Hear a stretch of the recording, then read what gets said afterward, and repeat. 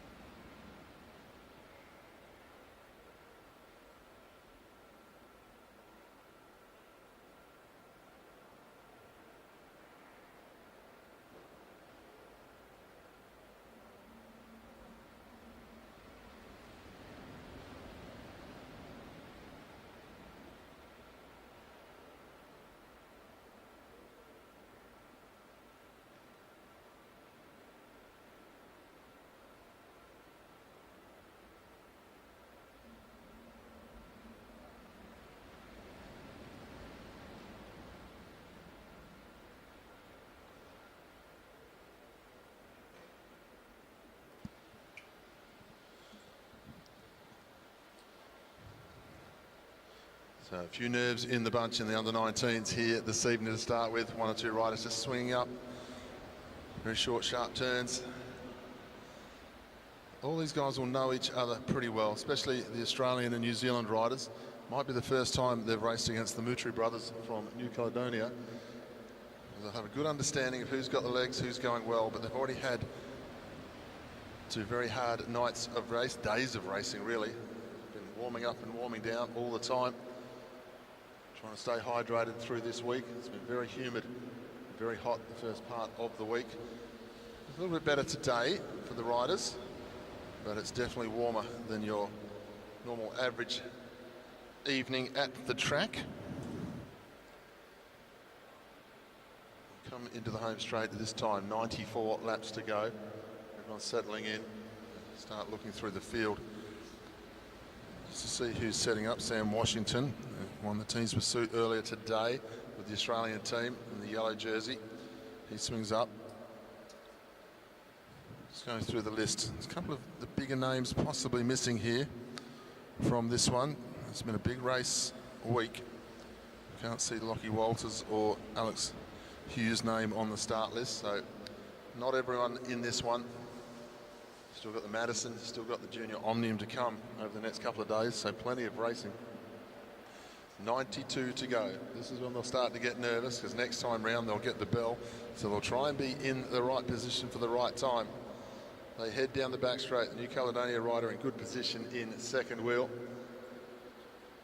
The bell will sound at this time through. 5, 3, 2 and 1 when they come round next time. Moves up round the outside.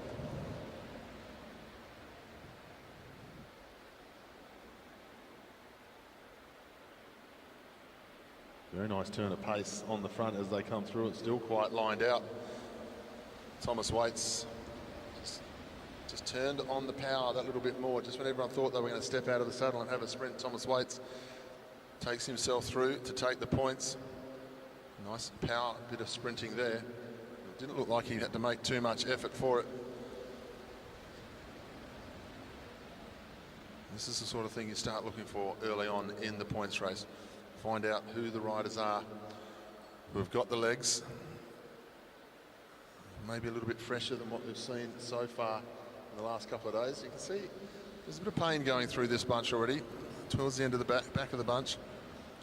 Riders just letting the wheel go, trying to come back on after the pace has gone up. First sprint, Thomas Waits takes the 5 points. Kirill Mutri was following the wheel through. He takes 3. Then Kyle Paris, 2, and Hunter Dalton takes the 1 point. Would have caught a couple of people out down the back of the bunch. The sprint of Thomas Waits, because there was no real jump acceleration and then a prop and recover. There was just an acceleration that went on for about a lap and a half or more after the race. After the sprint, should I say, not the race. Waits swings up. We'll find some confidence in that first one. Zach Douglas Savage swings up, the next to the New Caledonia riders. 2 brothers in there now. Sam Washington, short sharp turn on the front. McDonald.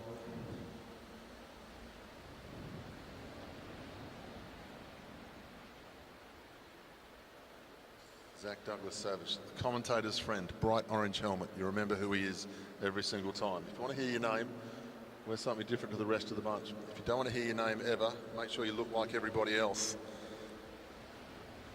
Rules 101. They head down the back straight. This is Jacques O'Neill from the Peel District Cycling Club in WA. They'll come round this time with 83 laps to go. And we've got Sam Washington now. Just a good tempo. Nobody really getting too excited just for the minute. Everyone knows that this race is just going to get harder and harder as it goes on.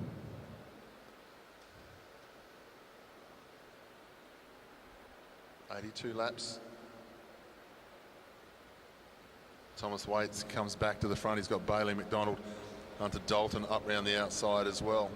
Strong piece of riding here from Thomas Waits. They head down the back straight. Dalton, and now move from Sam Washington up round the outside, looking for the 5 points here. Putting in a very big effort for 5 points early in the bike race. He's going to get his 5 points. There's no worries there. It's a good move. They didn't have the pace on just yet, but he is putting in a full lap and a half effort. Now he sits up to look over the shoulder and swings up above the track. We go back through the field. 114. Sterling Jarnell takes second place as he goes across the line. And this is what you like to see in the points races. The attack goes on straight away. You've got to keep chasing these days. In the old days, you'd sprint, you'd recover. Somebody would attack halfway through the field. Nowadays, the attack just keeps going. Straight after the sprint, it goes for 2 and 3 laps. Made famous by Cameron Meyer. Attack straight after the sprint so no one can catch their breath, and you take the sprints out of the bike race. Thomas Waits leads the bike race on 6 points. Sam Washington and then Kirill Mutri. 5 for Washington, 3 for Mutri. Then we've got Jarnell on 3 points. Kyle Paris 2. Robert Turnbull on 2. And Hunter Dalton on 1.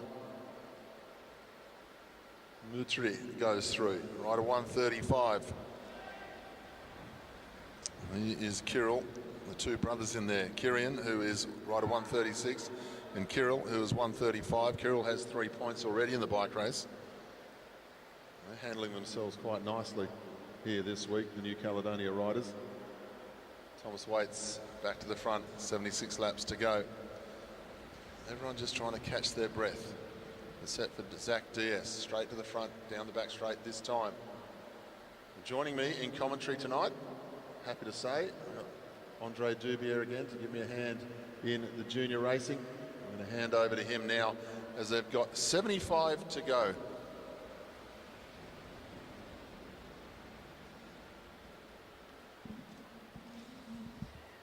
Thank you very much. We've got 74 laps as they come around now on the lap board. So they're 4 laps away now from the next sprint. the pace has come off slightly. We saw those flurry of attacks there right after the sprints. It did cause a little bit of panic in the chasing group. Gaps were starting to appear, but it all seems to have settled down now. They've got 3 laps now until the next sprint. Riders looking to put themselves in the right position.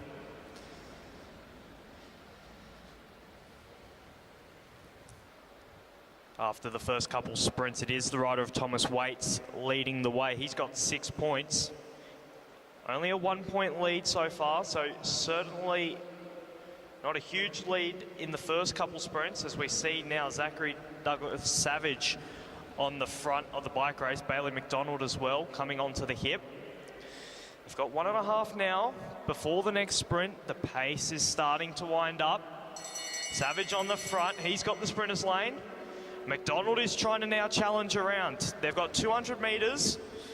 It's hip and hip. Bailey McDonald now, he's pushing towards the front.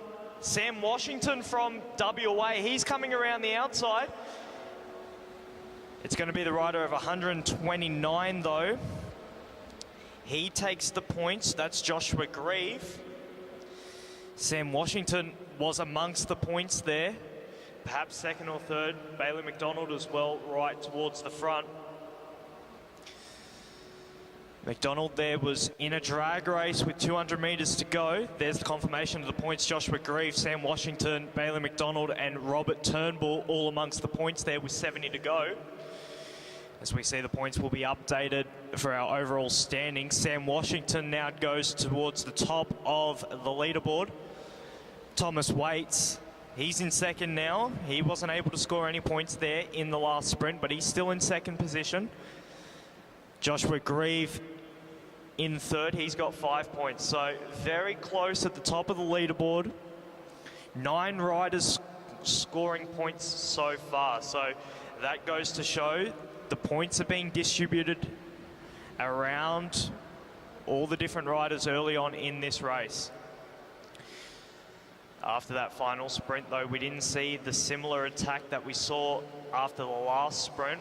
All riders happy to go along, swinging off turns. Bailey McDonald back towards the front in the blue kit from the ACT. We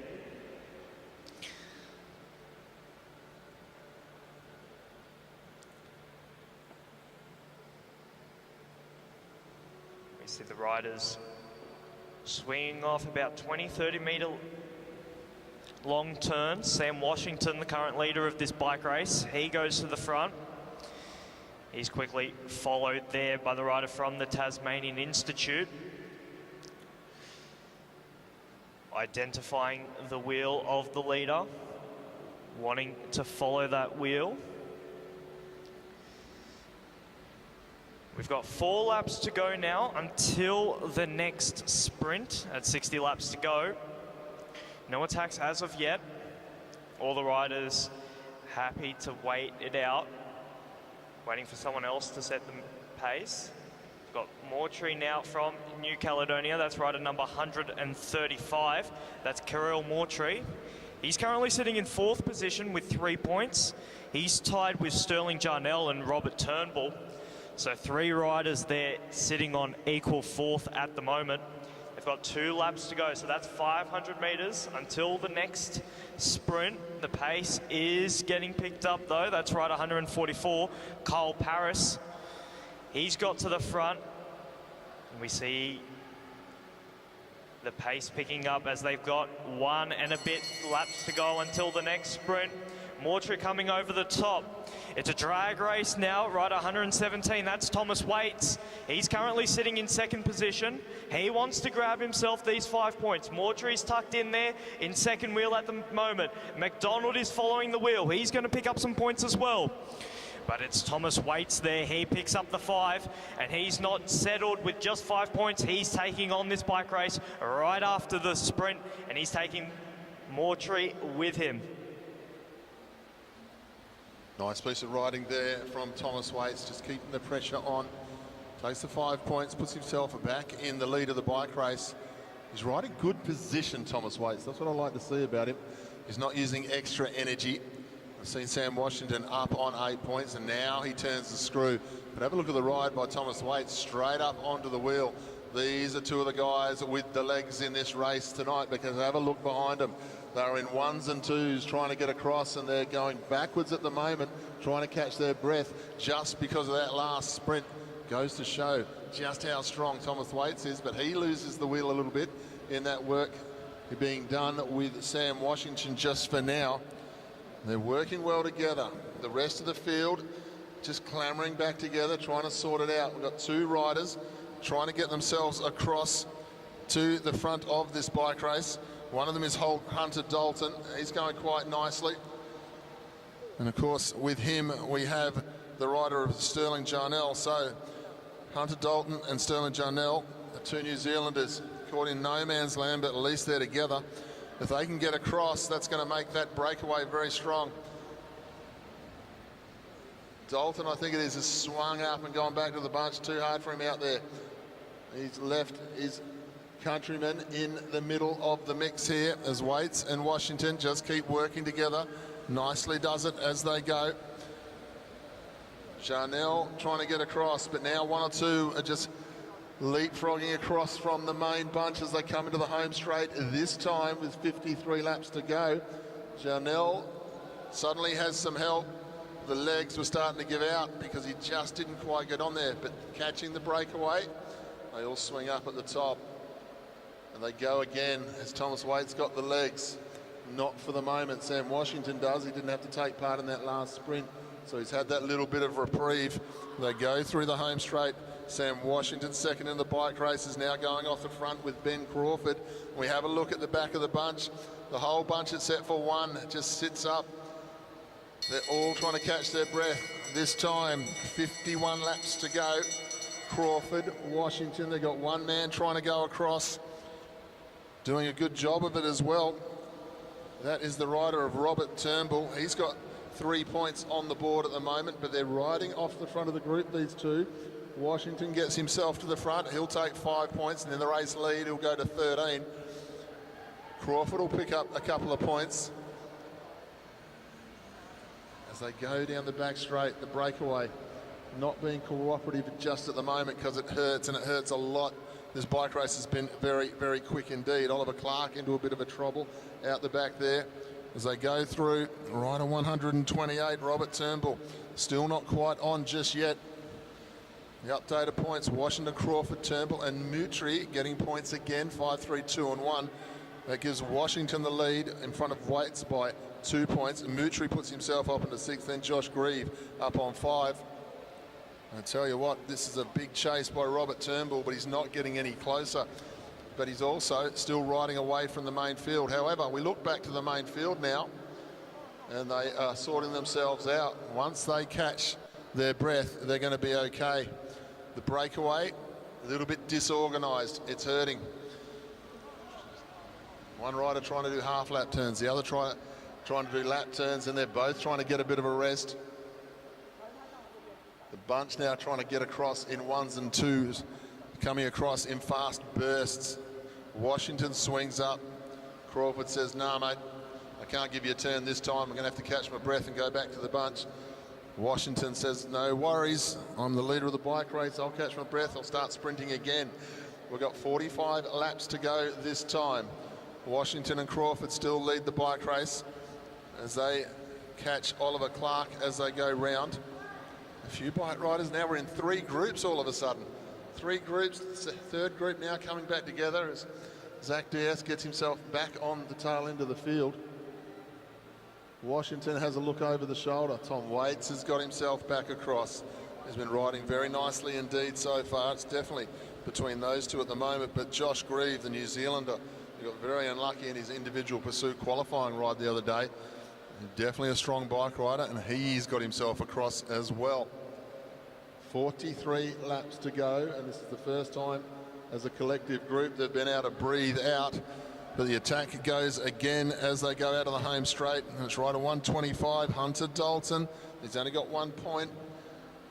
He wants to be a little bit more active. We go again as they come into the home straight. 42 laps to go this time. A good piece of bike riding, good time to go just before the sprint gets underway. And it's the strong Josh Grieve. Now he's on 5 points in the bike race. So Waits and Washington will be paying attention to this one. The bell lap's going to sound this time. The strong Tom Waits finds himself on the front of the bunch for this sprint. The New Caledonia rider on his wheel. Then Washington, then McDonald. Grieve's going to get himself 5 points. Waits leading out. They're going to come at him through the bend, though, you would think. And Washington up round the outside is going to extend his lead over the top of Waits, even though it's been diminished by a couple of points to Josh Greaves. This is a good bike race. The cream is rising to the top. Sam Washington's going to put himself up onto 16 points now. 5 points is going to go to Grieve to give him 10. A couple of points to Tom Waits will take him to 13. Andre, we've got a big bike race coming. We certainly do. 10 kilometres left of this bike race, and it has been raced at a frantic pace so far, and it doesn't look like there's any signs of it slowing down as we see Zachary Douglas Savage now. He is off the front. He's got half a lap on the main group now. Now, this is a very dangerous move. Remember, if you take a lap in the points race, you gain yourself 20 points. Now, not to foreshadow it, but if Savage was able to make that lap, he would go right to the top of the leaderboard. So certainly a very dangerous move. He's got half a lap now. He's got 2 riders chasing, Mortrey and McDonald. They're about 50 metres behind him, but there is good cooperation in that main chasing group. It's sort of stalemated at the moment. It's pinned at about that half a lap. No one gaining, but no one's closing at the moment. McDonald and Mortrey, they look like they're working well together. Savage looks like he's hurting. He's still got half a lap though. 5 laps until the next sprint. As he pulls up now, he's waiting for the riders of McDonald and Mortrey. Now that's a formidable trio there. If they can get together and work, they are certainly not to be slept on. Now, Savage back towards the front. He's got Mortrey in his wheel, so Kirill Mortrey, he's on 7 points. He's currently sitting in 4th position in this bike race. Bailey McDonald, very active early on. He's got himself 4 points. He's currently sitting in 6th. So that's a very dangerous trio there. The main peloton will not want to let this one go. They've got 3 laps now. Can this trio hold on until the next intermediate sprint? There is a response coming from the main field. That's 122, Ben Crawford. We saw him very active early on when he was broken away with Sam Washington. And speaking of Sam Washington, he's got himself back to the front of this peloton. He's trying to instigate this chase to bring them back. He's the current leader of this bike race, but he will not want to let this one go. They've got the bell now. The 3 leaders will be grabbing the first 3 of these points. Savage leads them from Mortrey, from McDonald. Will we see a sprint amongst these 3? We do. Bailey McDonald now, he's coming onto the hip of Zachary Douglas Savage. He wants to pick up the 5. McDonald picks up the 5. Savage the 3, Mortrey the 2. And back in the chasing peloton, Sam Washington and one of the New Zealand riders there contesting 4th place. We'll have to wait for the official confirmation of those points, but those 2 were contesting for the 1 point. Now, as we look towards the front of the bike race, Zachary Douglas Savage, he was out there alone. He's starting to pay for that. Bailey McDonald now and Carol Mortrey, they're still working together well. They've still got that half a lap advantage. The peloton is split in 2 now. Washington leads them around. That's rider 114 is on the front. That's Sterling Jarnell. It's just what the leaders of the bike race will want to see. 1 or 2 riders coming back from the breakaway. McDonald's moving nicely. He looked a little bit of trouble earlier, but he's caught his breath, and now he does look comfortable in that breakaway. He's got Mortrey with him, just over half a lap now, and don't seem to be coming back. Washington seems to have the legs in the in the bunch. He's on 17 points for the lead, 13 for Waits, and then 10 for Joshua Grieve. So Washington with sprints still sits okay at the moment. Now McDonald's on 9 points. If he picks up 20 by taking a lap, it does bring him right up into it. This is something that starts to become a little bit of a problem with these riders. If the bunch starts to split, 4 or 5 riders trying to go off the front here. If more riders are in the second group, which we have now, and they sit up and the break gets across, that's lap done. The only advantage they've got at the moment is that Washington and Waits are in that group, so they're going to keep racing and keep chasing. The other rider, Josh Grieve, 129, he's in there as well. So we have a look to see where the breakaway is. 23 laps to go. McDonald looks very comfortable in that breakaway. Just seems to be going through the motions. Doesn't seem to be trying to do any more, those two, than they have to. Keeping that half lap in front, ticking away the points. Going to force the race to come to them. 22 laps to go this time. We'll have a look back at the bunch. There's a bit of indecision in the chase. The 3 leaders of the bike race: Washington 17, Waits 13, Grieve 10, then Moutry on 9 points off the front with McDonald. This is going to be an interesting one. Is anyone from the bunch going to take it upon themselves to start the chase? Is there going to be an agreement to start working together, or are they going to try and go across one by one? Cooperating in the breakaway, these two. McDonald's going to take the 5, Moutry the 3. One will go to 14, the other to 12. We have a look at the sprint behind. Up round the outside, Grieve picks up 2 points, and then 1 point going the way of the other New Zealand rider, Sterling Janelle. So Washington 17 points, McDonald 14. Washington now, he says enough is enough. I've caught my breath, I'm going on with it. 3rd in the individual pursuit and the winner of the team's pursuit with the Australian team, and he's going 2 to everybody else's 1 here, the young West Australian. He had a rough time over Christmas, didn't ride the National Road Championships in his hometown due to illness. He's turned up at the Oceania Championships in some fine form. He has gone across that gap like it wasn't even there. Sam Washington rolls himself up onto the back of McDonald and Moutry. Moutry says, well, you're here, you can do a turn if you're going that well. He rolls up onto the back of McDonald. Zach Diaz at the front of the bunch. 1 or 2 riders in that main bunch now are going to start to panic a little bit because the points are now going away from them. Washington, also Moutry, and of course McDonald. So Waits and Grieve, they're the ones who are going to miss out here with the medals. 3 riders now. Look at the impetus of Sam Washington coming into this breakaway. It's just getting that little bit closer.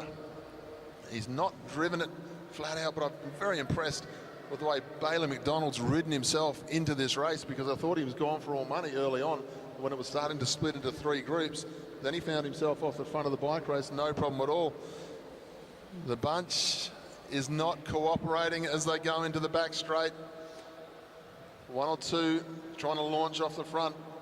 That's not really going to help them, because the breakaway is coming. McDonald, Moutry and Washington. There's no point in laying off and waiting for the sprint. Take the 20 points and run for these 3. And they're going to get the 20 points here. The lap goes. We look back to the front of the bike race as they're going to come round for 12 laps to go. What a ride there from Sam Washington. He bridged across, but Moutry and McDonald, they gained themselves 20 points as well. So that's going to push them right up in the standings. We have to see when the points come through to see where they land. But I believe Bailey McDonald will be right up against it. We've got 11 laps to go now, and it is Bailey McDonald again. He was just in the break off the front, but he's not content with that. He's gone to the front. He wants another 5. And Sam Washington also wants another 5 as well. This is a hot contest here. Washington leads them into the front straight. Thomas Waits, though, he comes over the top. He wants to get amongst it now with 10 laps to go, and he's continued on with it. He was right up the front there. but he swings off. He didn't want to continue it on. He saw no one was coming with him. So he sits up and waits for the chasing group. So Thomas Waits took the 5, Washington the 3, Zachary Douglas Savage the 2, and Bailey McDonald the 1. So the updated point standing, Sam Washington currently in the lead. He's got 40. Bailey McDonald 35 and Carol Mortree 32. Those are your top 3 at the moment, ladies and gentlemen. Remember, the final sprint in this points race is double points. So Bailey McDonald still has a chance here to come over the top. If he wins the next sprint, he's getting himself 10 points. Now, in a points race, if 2 riders end on the same points, the winner is awarded to the rider who placed higher in the final sprint. So if 2 riders tie, the rider who positioned better in the final sprint is awarded that place. So it's all to play for here. They've got 6 laps to go. That's 1,500 metres of the velodrome. And Zachary Douglas Savage is winding it up again, ladies and gentlemen. He's got 40 metres, 50 metres now on the chasing peloton. Bailey McDonald, he leads them around. He wants to be amongst it in this final sprint. Savage is pinned there at around 50 metres. It's McDonald leading them across. He swings up the track. That's one of our New Zealand riders now. They've gone to the front, and we see another kick here from the chasing group. Savage, he's got 4 laps to do it. He's got about 50 metres on the group. Washington, he swings up the track. He's happy. If the points are collected by the riders up the front, he doesn't mind. He's the leader of the bike race at the moment. So if the points are soaked up with the riders up the front, that doesn't concern him at the moment. Savage there, he still leads them around. He must be in the absolute pain locker, ladies and gentlemen. This has been a very fast points race. They've ridden almost 100 laps now, and it's been raced at a breakneck speed. Zachary Douglas Savage, he's got 2 laps to go. Washington, he's towards the back. He's got to follow the wheel of McDonald. He's the real threat to this Oceania Championships. And as I say that, the bell is received for Zachary Douglas Savage. It looks like he's going to get himself 10 points. Sam Washington, though, he's not playing defence. He's turning it into attack. He's got 3/4 of a lap to go. He's doing this in dominant fashion. Sam Washington's going to take out this points race. Zachary Douglas Savage is going to pick up the final points. The minor points there, rider number 129 will pick up the 4. But ladies and gentlemen, from WA, Samuel Washington is your Oceania Under-19 men's points race champion. What a race there. He took the race on. He was dominant in the sprints early, then he made that bridge across to the break, was able to take the lap and then secured it in the final sprint there. What a race, ladies and gentlemen. We'll wait for the final points to come through. But Sam Washington is your Oceania champion. I believe it will be Bailey McDonald in 2nd and Carol Mortree in 3rd. Just wait on the final standings. But what a race, ladies and gentlemen. That was fast. That lived up to all the expectations as we move on to our next race, which will be our elite women Omnium, the Elimination.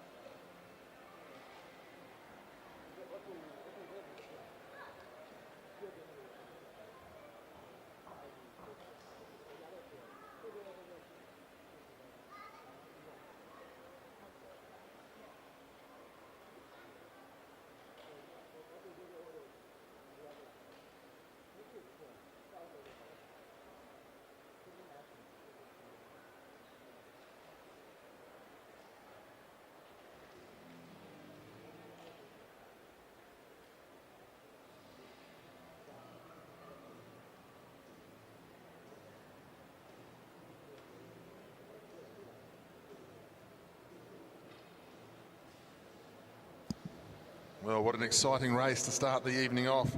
Sam Washington, Oceania points race champion in the under-19s. We move on to event 106. This is the Elite Women Omnium, race number 3. And this is the elimination. We'll just go through the list. Emily Shearman leads the competition on 76 points. Brioni Botha on 72. Then Maeve Plouffe on 3rd place on 68. Sam Donnelly on 64. Then we have Ali Anderson on 60. Riley McMullen, who had a great win in the tempo race earlier, on 58. Kira Will, 56. Sophie Edwards, 54. Prudence Fowler on 54 also. Then we've got Sally Carter in 10th place on 42. As we go through the list, we then have Amelia Sykes, Isla Carr, Mackenzie Milne, Lucy Reeve, Summer Nordmeyer, Madison Taylor, Maya Wolfenden, Tegan Faringa, Rosie Jackson and Courtney McGowan riding out our 20 riders who are left in this competition. The elimination, rider out every second lap until we're down to 2. For those of you who might not have seen an elimination before, watching on the Oz Cycling YouTube channel, it is the back wheel of the last rider that we're looking for.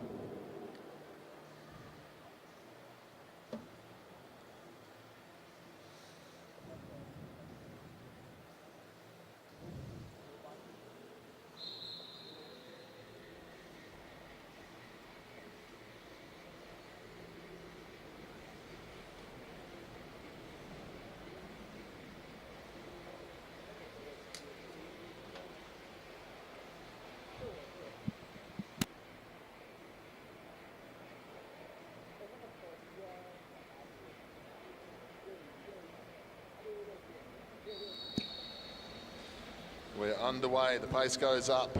Commissaire happy with how everyone was there.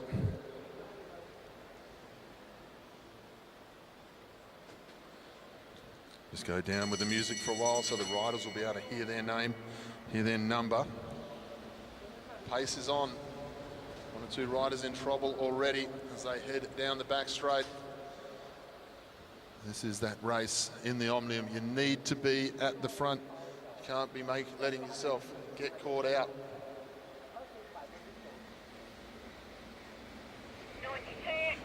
92. Rider 92 is eliminated. Rider number 92. Rosie Jackson is eliminated. Tasmanian Institute of Sport.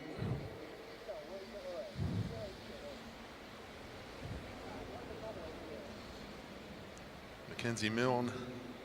Such a good ride the other night in the scratch race. Leads into the home straight this time. Look to the back of the field. Rider 81, Maya Wolfenden. Maya Wolfenden, 81, is eliminated. See them bunching up at the front of the group this time as Wolfenden drops out. Good riding here from Mackenzie Milne. She's got Sophie Edwards up on her outside. You've got Maeve Plouffe there as well. The 2 riders have changed their outfits before this race here this evening. A few more New Zealand national team skin suits in there this time. We look to the back of the field.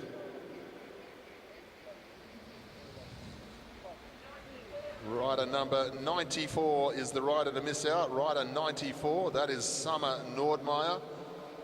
Summer Nordmeyer misses out. Well, they're bunching up through the bend this time, aren't they? Everyone's just trying to find a way to the front.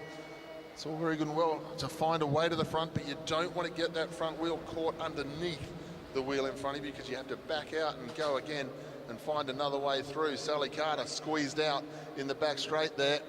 2 riders coming together. We have a look at the back of the field and see who's in a little bit of trouble.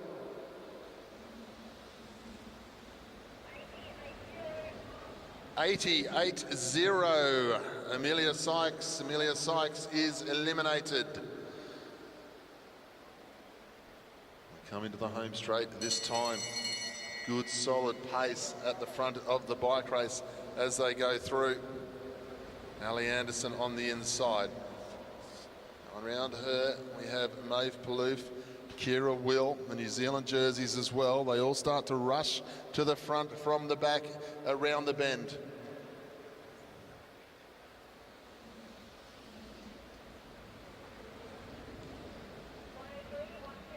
103, rider 103, Courtney McGowan. Courtney McGowan is eliminated. 103, Courtney McGowan. Courtney McGowan is eliminated. Thank you, Courtney. It's difficult for the riders to hear us with the wind rushing past their ears out there, and very politely, Courtney put her hand up when she realised. Very polite. They come through the bend this time. 1 or 2 in the spot of bother down the back. 77, rider 77, Mackenzie Milne is eliminated. Mackenzie Milne, 77, our scratch race champion. What a superb ride she did in the scratch race. Bunched up, pace dropping out just a little bit, getting very tactical as they go through the bend.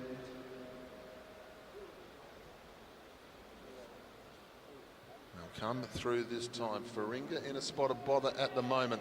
They line up for the home straight. 75, Maddie Taylor. Madison Taylor is eliminated, rider 75.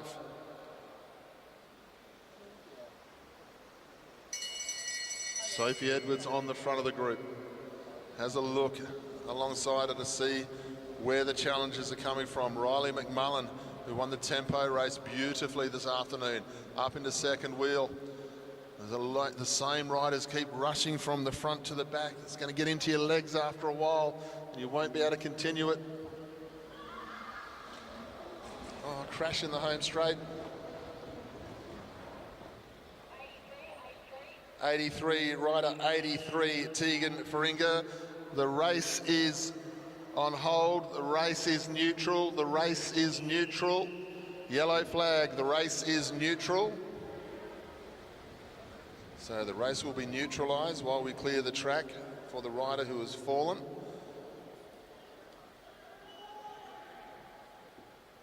Very important part of the elimination racing at this level. The race will be neutralised. Red flag this time. Red flag from our commissaire.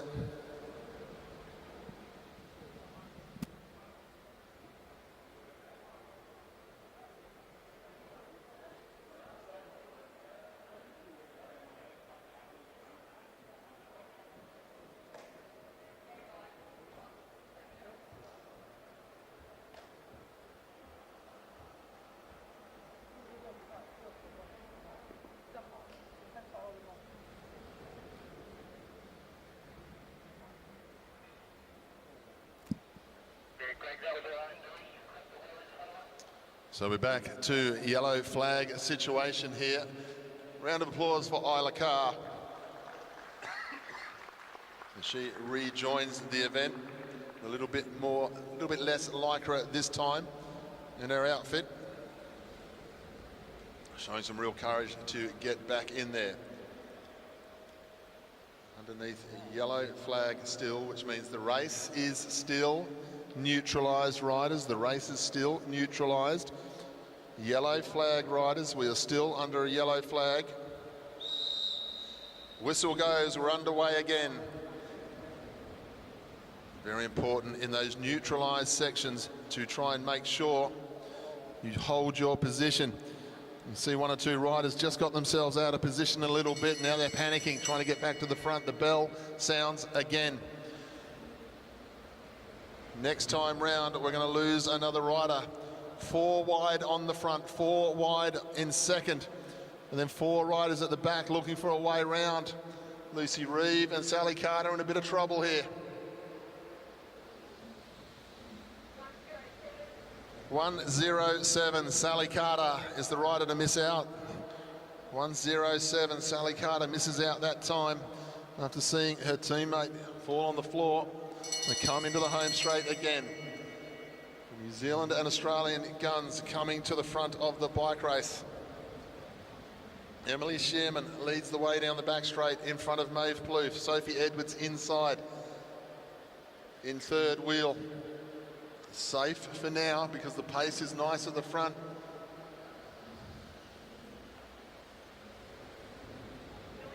91, Kira Will, 91, the Australian champion, is eliminated.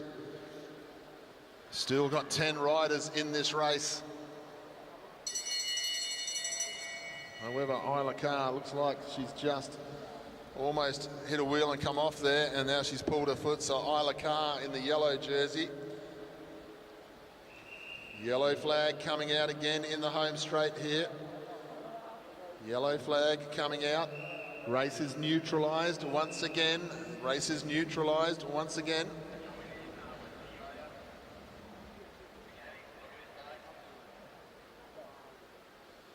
Isla Carr, race is neutralised. She'll have the opportunity to get her foot back in after being chopped through the bend.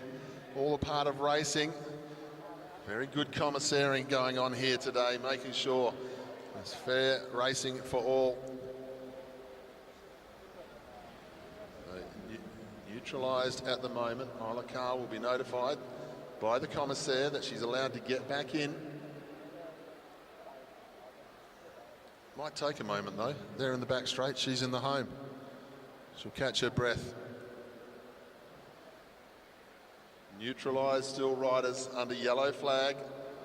You can pick up the pace, but it is still neutralised. As we see Isla Carr just slowing down on the banking, trying to get herself back to the field here. She'll want to have her pace up though by the time they get to her. Doesn't want to run into a dive bomb situation.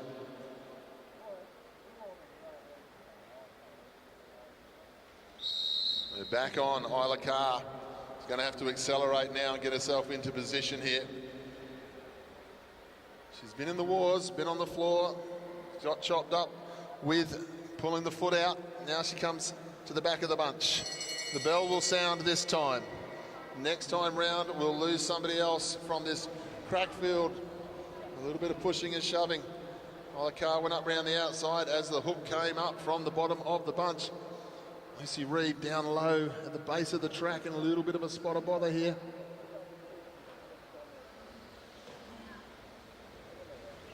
'68, Prudence Fowler, 6'8", 68.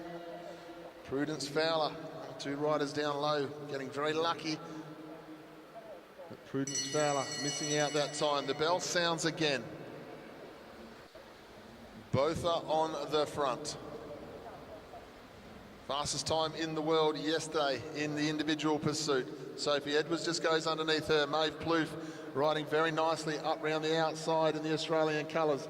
Both a strong ride, pushes her way through the gap. 79 at this time it is. Rider 79, Lucy Reeve misses out. Silver medal in the scratch race just a couple of nights ago. If the lap had been 1 lap shorter, she would have been the champion. If it had been half a lap shorter, she would have been the champion. We move into the back straight. Isla Carr still there. Ali Anderson still there. The 4 New Zealanders. No surprise to see them there at the end of the bike race. We look to the back of the field and see who's going to miss out. 106, Isla Carr. 106, Isla Carr is eliminated. Big round of applause for Isla Carr, ladies and gentlemen. She's been on the floor and then she got knocked from pillar to post and somehow held it upright. She's now eliminated. 8th last rider to go out, so that's a good ride. 3 Australians, 4 New Zealanders down the back straight.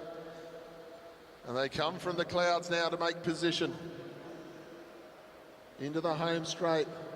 Riley McMullen, Ali Anderson. We look to the back. 61, Sophie Edwards. 61 that misses out that time. Sophie Edwards is eliminated. She knows it, sits up on the top of the bars. 4 New Zealanders, 2 Australians, Ali Anderson and Maeve Plouffe, the 2 South Australians in there. Both are Shearman, Donnelly. All going nicely.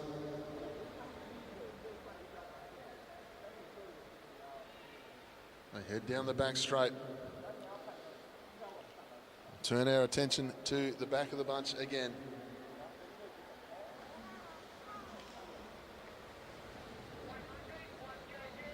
#100, rider 100, Ali Anderson misses out that time.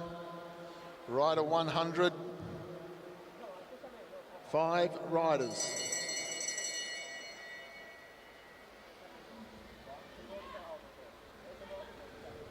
There were 4 New Zealanders and 1 Australian. It's not a story, it's a bike race.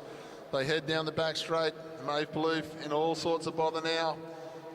As the team's pursuit team gathers around to spread across the track. 64, Maeve Palouf misses out that time. And we ended up with the 4 New Zealand superstars. Maeve Palouf started this round in 3rd place. 5th place is a good result as we move into the points race. So no harm done there. Put herself in the pointy end of the bike race. 72 on the front is Emily Shearman. Riley McMullen gets caught out down the back, the rider who won the tempo race earlier today. She knows the quality that she's in. 71 is the rider to miss out at this time, and that is Riley McMullen. We're down to 3 now. The New Zealand national team, 1, 2, 3. We've seen it here before this week. We're going to see it again. They go through. Botha starts to build up the speed. She's got Sam Donnelly, isn't it? It's Emily Shearman on her wheel, and then Sam Donnelly into 3rd. Botha, Shearman, Donnelly. Donnelly came into this one nice and high in the standings. 67, rider 67, Sam Donnelly is the one to miss out. So it's going to be between Emily Shearman and Brioni Botha for the win here. Shearman leads proceedings, Botha is 2nd. If Botha wins, they'll go into the final race of the night on equal points, and Botha goes up round the outside of Shearman and leads down the back straight. These two fought out the individual pursuit as well. Botha accelerates. Brioni Botha, she's going to take the win. She's going to square the ledger here on points before the points race between her and her teammate.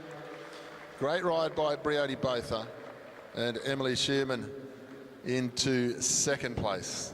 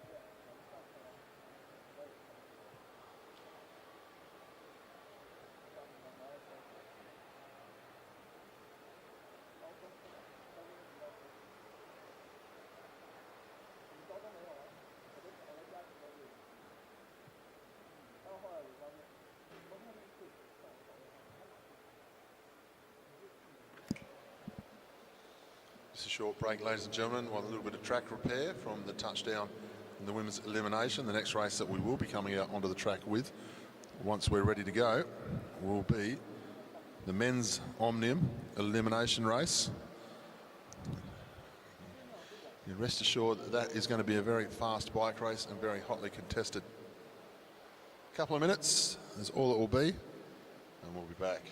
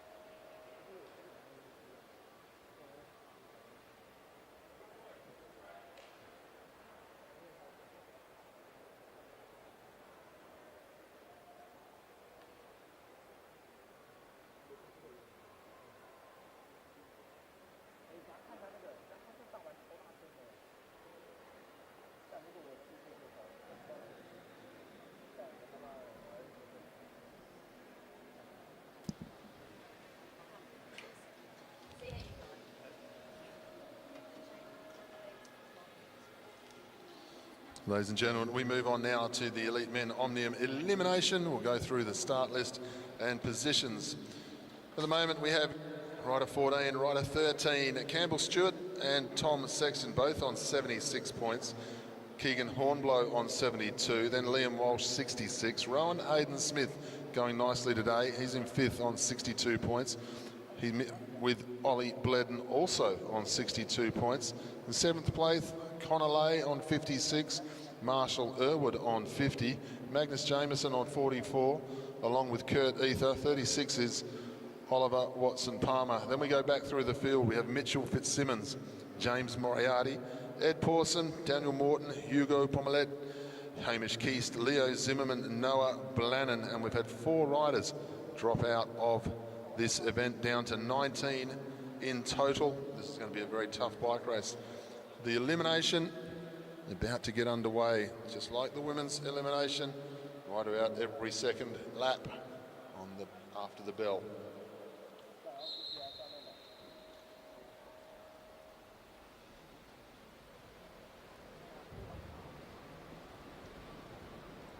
I've had the pleasure of being able to watch these types of races, the highest level, the World Championships, Nations Cup, World Cups. They're one of the fastest forms of elimination you will ever see in the Omnium Championships. Used to be reserved for carnival racing. It used to be a lot of fun. The devil takes the hindmost style race. You'd always have a rider arguing with whoever was calling the riders out that they weren't out. It was a great deal of fun. Now, I guess it's still fun, but now it seems to be a lot more serious. Look at the pace. Look at the pace as they go down the back straight here. The elite men's race. It's all right to be flat out on the front, but imagine being 5 wide at the back trying to get round. We look to the back of the bunch. Rider number 7, James Moriarty, rider 7. Misses out that time. Pace goes up at the front of the group once again. Good pace being set. This is Oliver Palmer getting himself into a good spot. Looks like Keegan Hornblow, Marshall as well, moving themselves forward, just trying to get into position more than anything. We look to the back. 18, rider 18, Hamish Keast. 18, rider 18, Hamish Keast. Rider 18, now he swings up. Thank you, Hamish. Bell sounds. Riders pace up round the outside to get themselves into position. Rowan Hayden Smith did a lot of effort to get where he's gotten to here. We look to the back of the bunch again and see who might be in a little bit of trouble.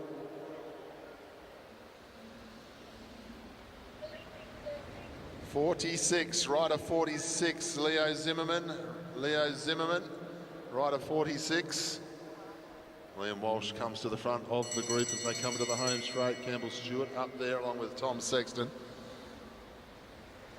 Noah Blannon down near the tail end of the field. If you're down the back, you'll be looking for a wheel that's moving forward. Try and get a ticket for the train as it goes past into the home straight. Our attention goes to the back, not the front. 26, rider 26, Mitchell Fitzsimmons. 26, Mitchell Fitzsimmons. Rider 26, Mitchell Fitzsimmons. Mitchell Fitzsimmons is eliminated. Mitchell Fitzsimmons. Thank you, Mitchell. That's what I say. Don't drop out until you're sure it's you. They'll take their time to find you. We look to the back.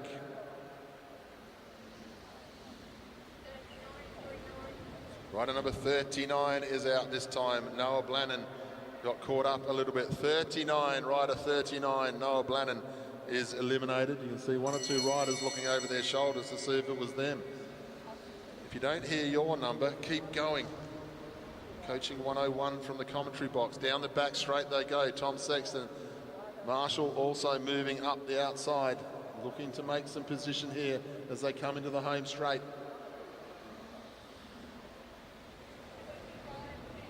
25, Ed Pawson, number 25, Ed Pawson misses out.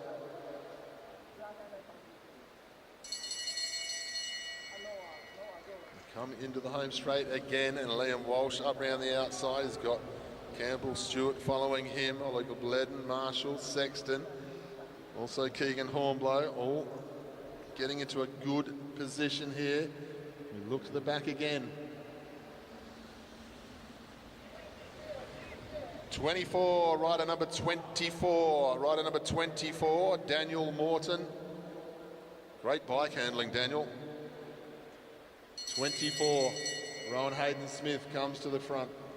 Marshall follows him, as does Walsh and Stewart.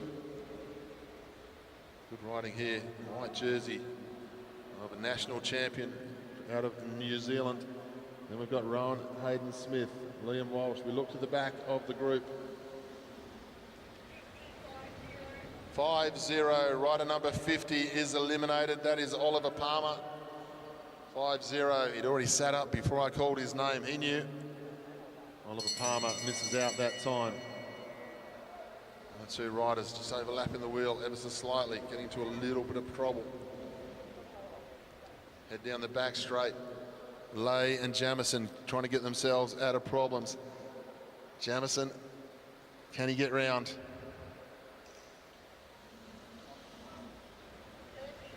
'33, New Caledonia. Hugo Pomelat, he knew. Shake of the head as he went through. Come to the home straight this time. Just 10 riders left. Good riding here from Jamison, getting himself into position nicely. They head down the back straight. One or two riders getting to know each other in the back straight. Coming to the home straight now. Diving down low. Rider number 6. Rider number 6, which is Connor Lay, the Olympic champion. Misses out that time. Had a very big summer of racing on the road since the Paris Games. So Connor Lay misses out that time. Oliver Bledden leads down the back straight. Hornblow on his wheel. Rowan Hayden-Smith still up there in 3rd place, doing a great ride.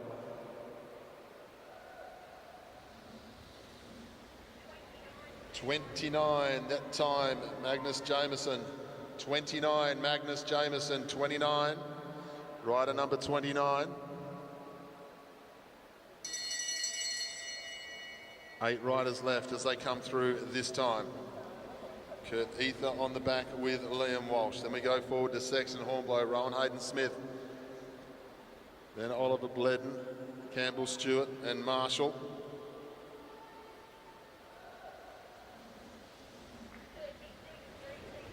Rider number 36, Kurt Ether misses out. Marshall Irwood on the front. Bledden just trying to muscle his way to the front. He's such a big man. Up around the outside of him, Rowan Hayden-Smith. Then Marshall Irwood. Bledden trying to get himself up into position. Bit of work to be done into the home straight for 1 or 2. Make that 42. Liam Walsh misses out that time. They head down the back straight. Rowan Hayden-Smith into the top 6 here, going beautifully. The Balmoral Cycling Club rider. Oliver Bledden up onto his wheel. Then Marshall Irwood, Campbell Stewart, Hornblow and Sexton. Bledden moves to the front down the back straight, gets out of the saddle just to stretch the legs. There's going to be a rush from the back. There's 1 or 2 good bike riders in trouble here. This is a crack field. 15, unlucky, Rowan Hayden-Smith. Rowan Hayden-Smith misses out that time. Rowan's too polite. He heard his name straight away. Sits up. 5 riders to go. They go through. Keegan Hornblow leads the way. Marshall Irwood up round the outside, Bledden, then Campbell Stewart, then Tom Sexton. Hornblow says, what happened there? I was leading a second ago. Rider number 10, Keegan Hornblow, misses out that time. We're down to 4. Bledden leads from Campbell Stewart. Campbell Stewart hardly put a foot wrong so far in this competition. Marshall Irwood doing the jersey some justice and very proudly. Tom Sexton going beautifully here this evening. Oliver Bledden showing exactly what he can do in this style of bike race. Rides them very well indeed. The only Australian left in there. They're coming to the home straight this time. It'll be the white jersey. Rider number 28. Marshall Irwood misses out that time. Tom Sexton gets on with it. Campbell Stewart says, you can chase, I don't want to. Oliver Bledden says, we'll just sort it out amongst ourselves. Because they're not going to get Tom Sexton from there, I don't think, unless Campbell Stewart really, really wants to. And he's starting to show signs that he does, because Oliver Bledden looked like he'd given away and then chased on, so it made Campbell Stewart go again. They'll come to the home straight. This time it's going to be Oliver Bledden who misses out. Sexton versus Campbell Stewart this time. Number 2 is eliminated in Oliver Bledden. Sexton and Campbell Stewart. My word, these two riders have done some laps of velodromes around the world together. Madison Partners Teams Pursuiters, and now match sprinting in the Oceania Omnium Elimination Championship like they've never met. Sexton and Stewart. They'll talk about this in the pits when they get off the bike. Sexton and Stewart. Stewart up round the outside. Sexton will just say he had a better run because he came from higher. They're coming to the home straight. Campbell Stewart takes out the elimination. Great racing from him. Great racing from Tom Sexton as well.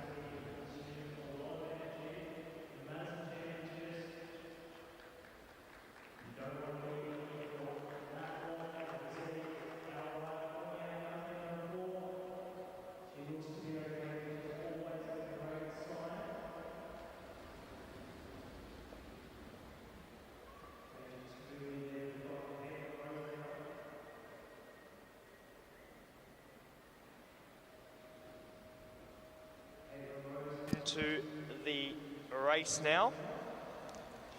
And we see Liani Vandenberg, she's leading around the teams now. So 4 laps until our next sprint. It is the team of Dubier and Wasserback. They are currently leading this championship after the first sprint. And it's Anna Dubier in the N-Swiss colours. Swings up the track.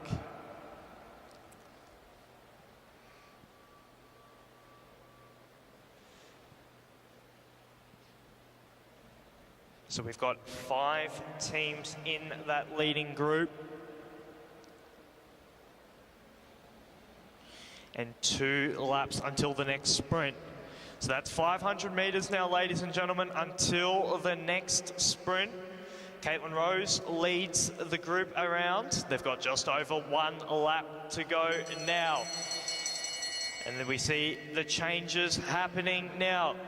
Out the front, though, it's Ava Schmidtke for team number 2. She's leading them around. She wants to grab maximum points there. And it's a big move at the back now to try and come on to level terms. That's team number 6. Very close on the line there between the rider of Neve Passlaw. We'll have to wait for official confirmation of those results. But Amelie Sanders now, she's continuing on with this move. We saw her very strong in the Elimination Championships a couple of days ago. She attacked with around 15 laps to go and she was able to hold away the chasing group.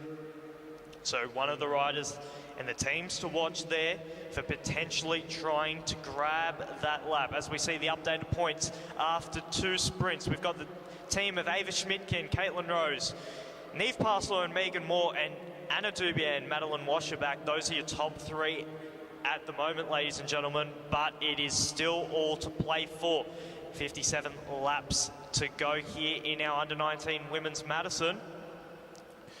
Only 2 points separating our top 3 at the moment. As we see Anna Dubier and Madeline Wasserback, they're making their change. So they got caught a little bit out of position there in the fight in the last sprint. They picked up maximum points in the first sprint, but they didn't score in that second sprint there. So they'll try and rectify that in the third sprint, get themselves back amongst the points. As Madeline Wasserback leads them around, she swings up the track and tucks herself into second position. So at the moment, Ava Schmidtke and Caitlin Rose, they're in the box seat. They're leading this Madison Championships, but we still have a long way to go. 54 laps left. As we see team number 6, they're leading the way at the moment. So they're down a lap at the moment.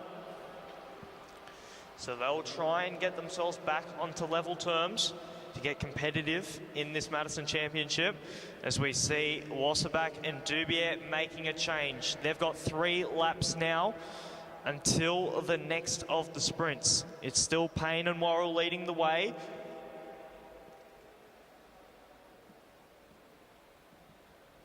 And coming into the race now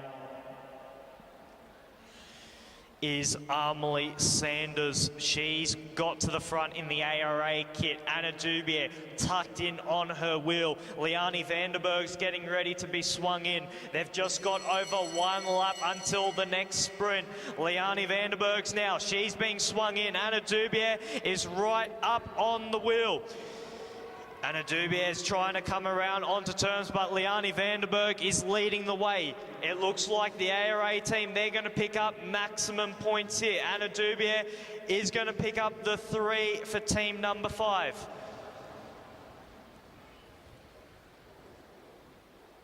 And then I believe it was the rider of Megan Moore there, yes, picking up the 2 points.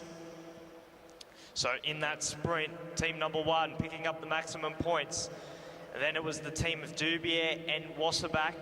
And then it was Megan Moore and Neve Passlaw. They picked up 2 points in that sprint. So after 3 sprints now, it is still Ava Schmidtke and Caitlin Rose leading the way. Neve Parslaw and Megan Moore are tied on points as well. Likewise, Anna Dubier and Madeline Wasserback, they are all tied on 8 points at the moment, but the race is being taken on now. One of our New Zealand riders off the front here. This is team number 4. Sophie Maxwell and Shayla Sayers, both very strong riders. We saw that in the Elimination and Scratch Race Championships in the last couple of days, and they've formed the breakaway now.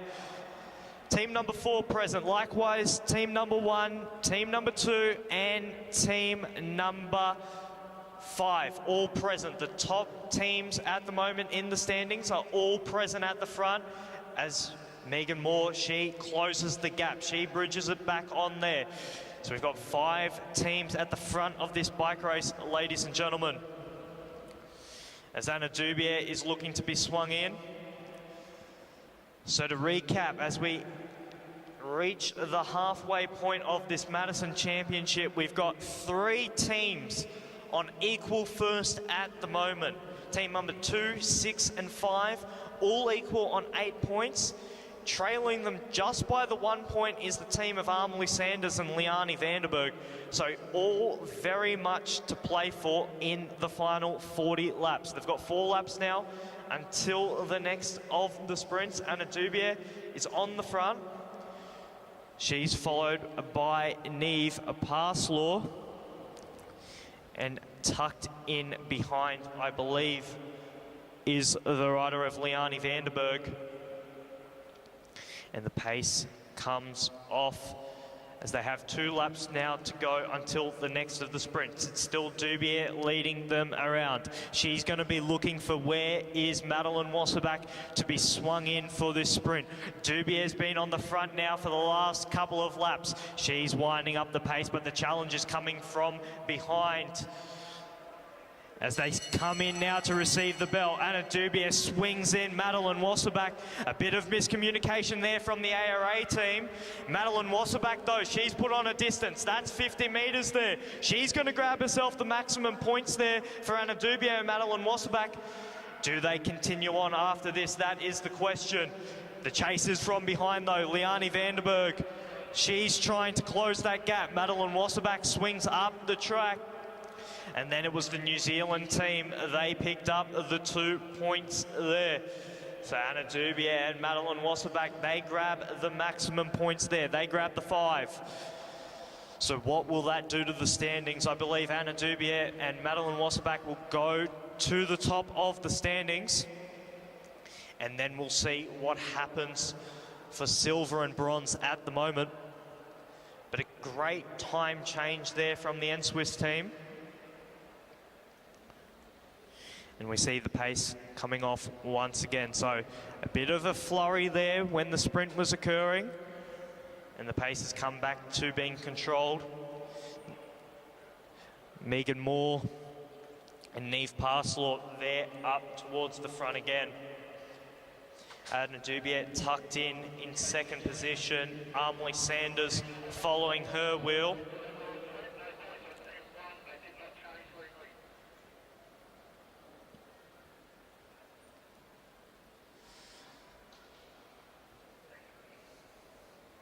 So it's back to Anna Dubier on the front. Amelie Sanders following her wheel.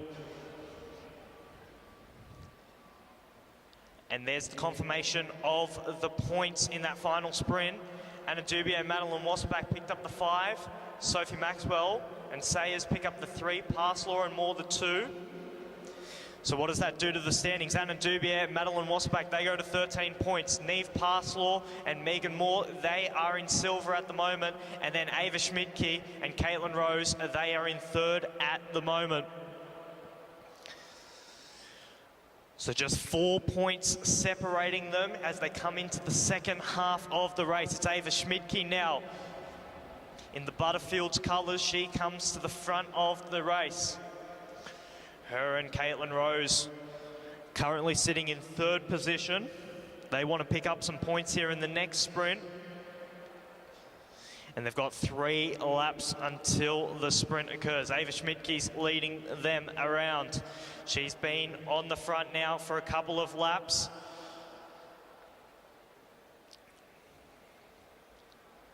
Two laps now, 500 metres until the next sprint as we see the change and the charge coming from the back. It's Liane Vandenberg is going to be changing in with Armley Sanders. But the race is out in front, Caitlin Rose and Ava Schmidtke. And the big challenge there from Armley Sanders. She's coming around. She wants to grab the maximum points for her team. Caitlin Rose there. She's trying to tuck herself in behind Armley. But Armley Sanders, she's going to pick up the maximum points for her team. Is she going to continue on with it is the question. I believe Caitlin Rose there will pick up the 3. So what does that do to the standings? Anna Dubia and Madeline Wasserback, I believe, were out of the points in that sprint.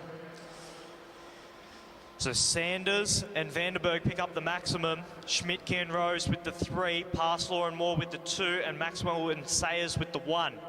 So after 5 sprints, it is still the team of Anna Dubia and Madeline Wasserback leading the way. They've got 13, but look at the challenge behind. 3 teams on 12 points. Parslaw, Moore, Schmidtke, Rose, Sanders, Vandenberg, all tied on 12 points at the moment. What a race we have, ladies and gentlemen. They've just got 27 laps to go as we see an attack now. This is team number 4, Sophie Maxwell and Shayla Sayers. They've currently got 5 points. So they're a little bit out of the medals at the moment, but remember, 20 points is awarded to a team if they gain a lap. At the moment, they've got about a quarter of a lap on the chasing field. There is good cooperation, though, behind these teams, knowing the strength of those 2 New Zealand riders. They don't want to let them get away. As we see the change now, Sanders and Vandenberg will change. Likewise, Dubier and Wasserback. It's still of a quarter of a lap, though, advantage. As we see Anna Dubier and Armley Sanders, they're pulling away from the main field. Megan Moore there tucked in, and Caitlin Rose as well present at the front. It is still the New Zealand team, though. They're leading the way. They've got 4 laps to go until the next sprint. They've got a quarter lap advantage from the chasing 4, as we see the change of Parslaw and Megan Moore. A very strong ride here from the New Zealand duo. This gap is maintaining. It looked like it was being brought back there a couple of laps ago. Now it's starting to increase a little bit. A little bit of hesitation there from the chasing 4. They'll have 2 laps now to go. The pair of Maxwell and Sayers. Can they hold on for this 5? Madeline Wasserback getting the call to go. As we see now the chase and the challenge here, that's Ava Schmidtke coming over the top. Will she be able to bring back that team of the New Zealanders? It doesn't look like they're able to. Liane Vandenberg wants to get herself some points here, but the maximum points will go to the Kiwi pairing. Maxwell and Sayers, they will pick up the 5. Vandenberg and Sanders, the 3. And then Schmidtke and Rose, the 2. Anna Dubia and Madeline Wasserback out of the points in that one. Wasserback looks like she is suffering quite a bit. Anna Dubia now off the saddle. She wants to get them back into contention here. They've lost about a quarter of a lap. Sanders is not waiting up here. Neither is the team of Schmidtke and Rose. They know the danger that is behind, and they've working together at the moment. After 6 sprints, it's Armley Sanders and Liane Vandenberg leading the way. In second place, it's Ava Schmidtke and Caitlin Rose. And then tied in 3rd position is Anna Dubier, Madeline Wasserback, Niamh Parslaw and Megan Moore. And Anna Dubier has done a massive turn there to bring their team back into the peloton. They were over a quarter of a lap down, which could have been disaster for them, but they've got themselves back in with a chance. With a couple sprints left, the race is only separated by 5 points between the top 5 teams, just 5 points, and that can all change in just one sprint.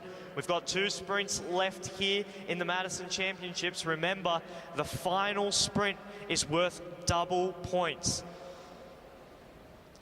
And with a race this closely contested, I think the double points is going to play a huge role in deciding the outcome of this Oceania Championships.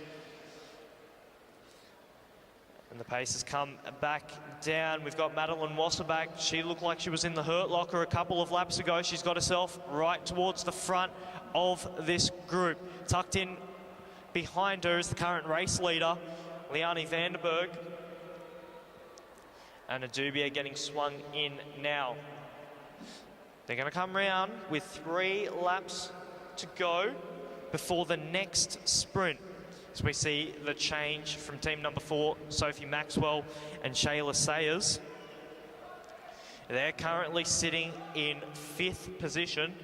They had a huge effort though in the last sprint to grab the maximum points, put themselves right back up into contention.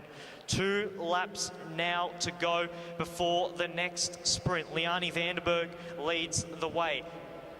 She's going to swing in Amelie Sanders for this sprint. Anna Dubier there present towards the front in the N-Swiss colours. As we see Amelie Sanders now, she launches. Team number 4 trying to respond. Anna Dubier is tucked in there as well.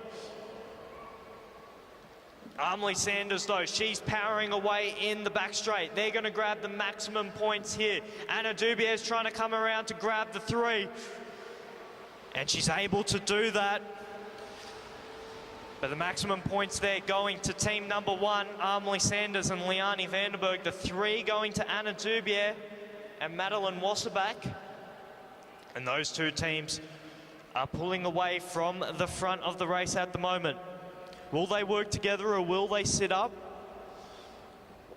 It looks like the group is coming back together. So here are your updated points. There is just 1 sprint left in this. Leading the way at the moment, team number 1, Amelie Sanders and Liane Vandenberg. They've got 20 points.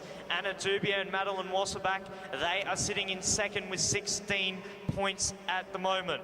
In 3rd is Ava Schmidtke and Caitlin Rose. So theoretically, if you look at the numbers, the biggest challenge to the team of Vandenberg and Sanders is Wasserback and Dubier. They are the main threat at the moment. But look at the standings below that. Just 4 points separating 2nd to 5th. It's really going to be decided here in the final sprint. Amelie Sanders and Liane Vandenberg, though, they've got themselves in the box seat. As we see a touch of wheels there in the back straight. Believe that was the rider of Ava Schmidtke who's come down. Hopefully she's okay and can rejoin this bike race. But at the front is her teammate, Caitlin Rose. They're sitting in 3rd position at the moment.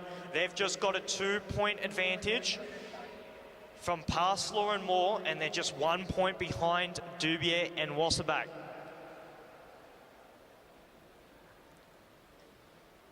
So if my maths is correct, if Caitlin Rose and Ava Schmidtke are able to beat the team of Dubier and Wasserback in this final sprint, they will go ahead of them in the final classification. Anna Dubier and Madeline Wasserback, though, they're trying to eye up this 10 points. They're trying to get themselves the maximum points. Will that be enough to leapfrog the team of Sanders and Vandenberg? We'll have to wait and see. 2.5 laps now to go. Megan Moore, she pulls up the track. Caitlin Rose there, she's been in the race for a while now. Now we're going to see some moves here. 2 laps to go. Amelie Sanders, she launches it. Dubier is locked in on the wheel. It is just 1.5 to go now. Both of them change. Vandenberg swings in. Likewise, Madeline Wasserback. Wasserback now trying to come onto the hip of Vandenberg. Is it going to be enough? It doesn't look like it as they come into the back straight. It looks like the team of Sanders and Vandenberg, they are going to be Oceania champions. Madeline Wasserback, Anna Dubier, they will grab your silver medal. And it's going to be close there behind. It was the team number 4, Maxwell and Sayers.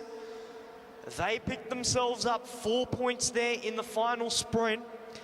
Is that enough to leapfrog the teams of Moore and Parslaw and Schmidtke and Rose? We'll have to wait and see.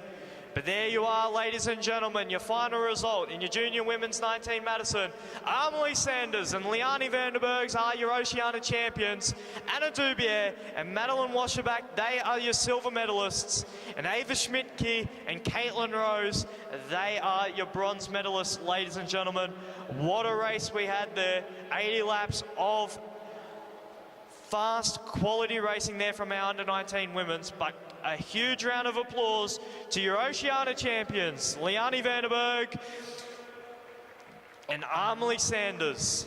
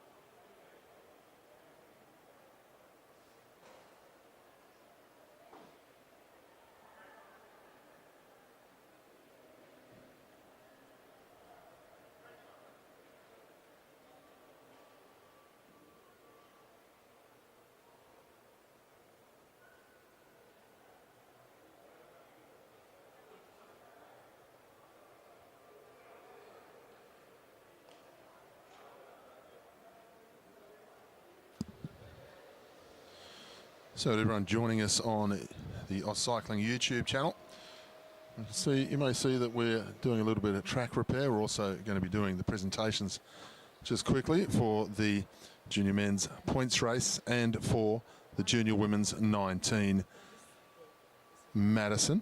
So we'll be doing some presentations very shortly, and we'll be back to you shortly with the racing.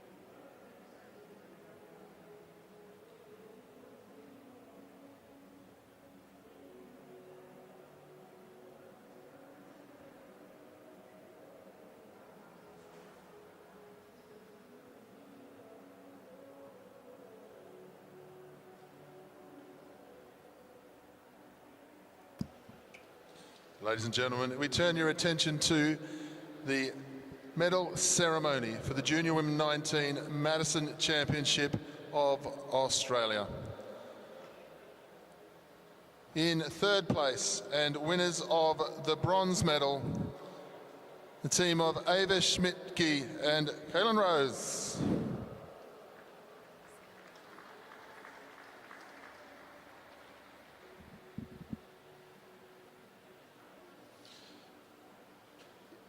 In second place and winners of the silver medal,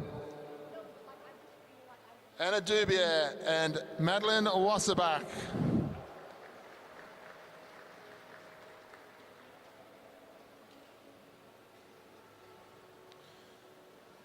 In first place, winner of the gold medal and Oceania champions, Amelie Sanders and Liani Vanderberg.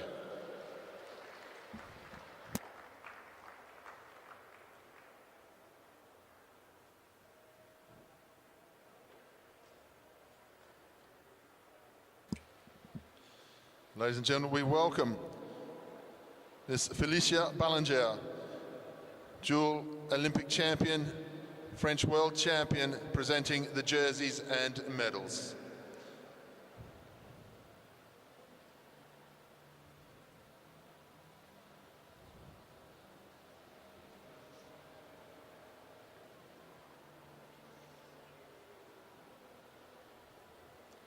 Ladies and gentlemen, please once again show your appreciation for our champions and medalists.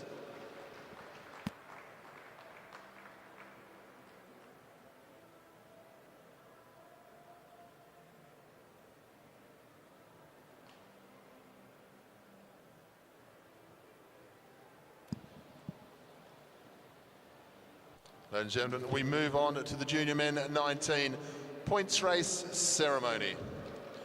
Once again, the medals and jersey will be presented by dual Olympic champion from France, Felicia Ballinger. In third place, winner of the bronze medal representing New Caledonia, Kirill Moutry.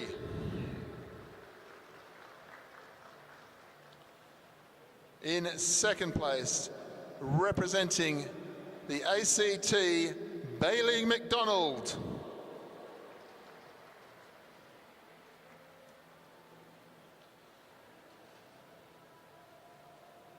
In first place, winner of the gold medal and Oceania champion, representing Western Australia, Sam Washington.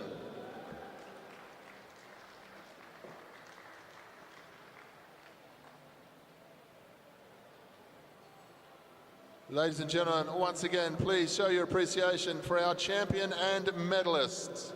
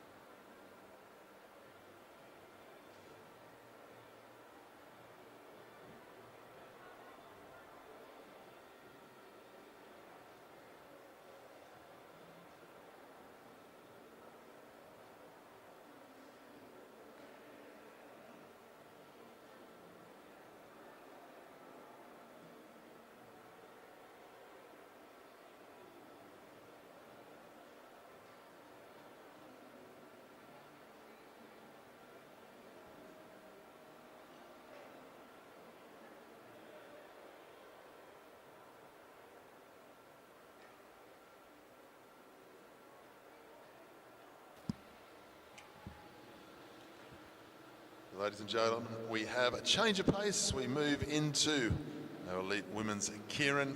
This is event 109A on our programs. We've got 4 Keirins and 2 very big points races to go this evening here at Anna Meares Velodrome. The first event that's going to line itself up will be the elite women's Keirin 7 to 12 final. Why do we run a 7 to 12 final? Because there are points available, UCI points available to rank each rider and each country.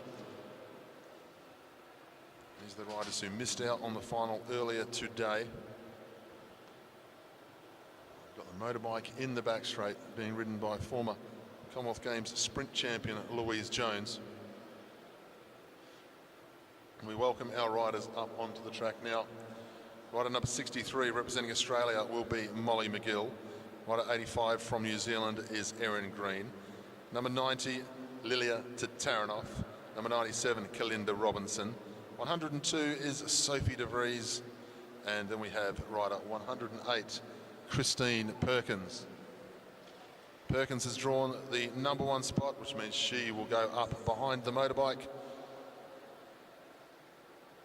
Everyone will follow on for the first lap. They can improve their position after that, but only if there is room between the back wheel and the front wheel. There needs to be a bike length between each rider before they do so. We don't tend to see much of that these days. The motorbike is on its way, 6 laps to go.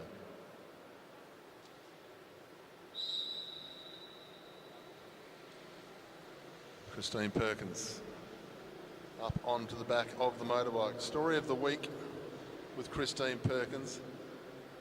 She put on the Australian skin suit in the team sprint, the first night of competition, some 18 years after the last time she wore it.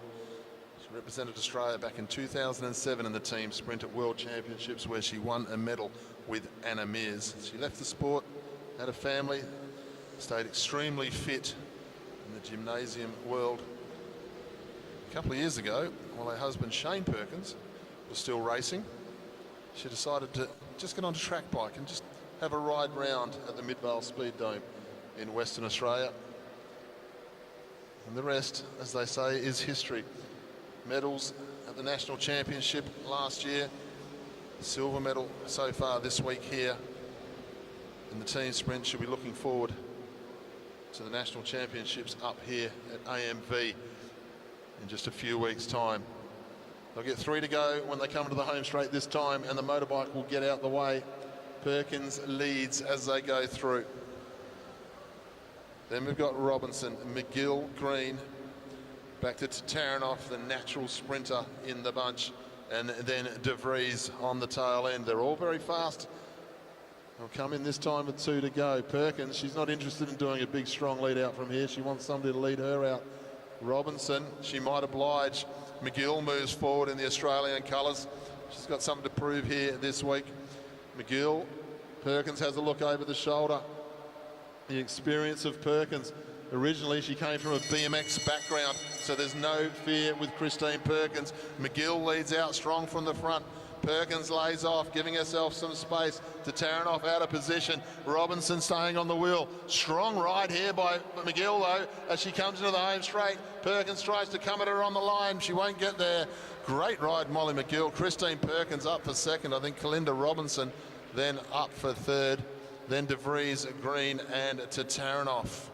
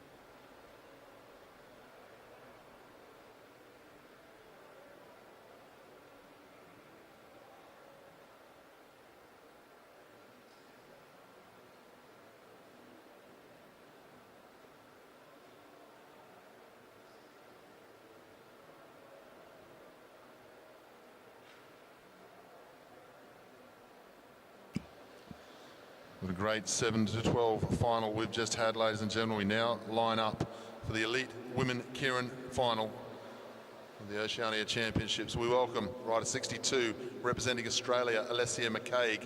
We welcome rider number 65, the dual Olympic champion from New Zealand, Elise Andrews. Rider 69, Sian Fulton from New Zealand. Rider 70, Olivia King from New Zealand. 99 is Sophie Watts from Australia, and 101 is Lauren Perry, Australia.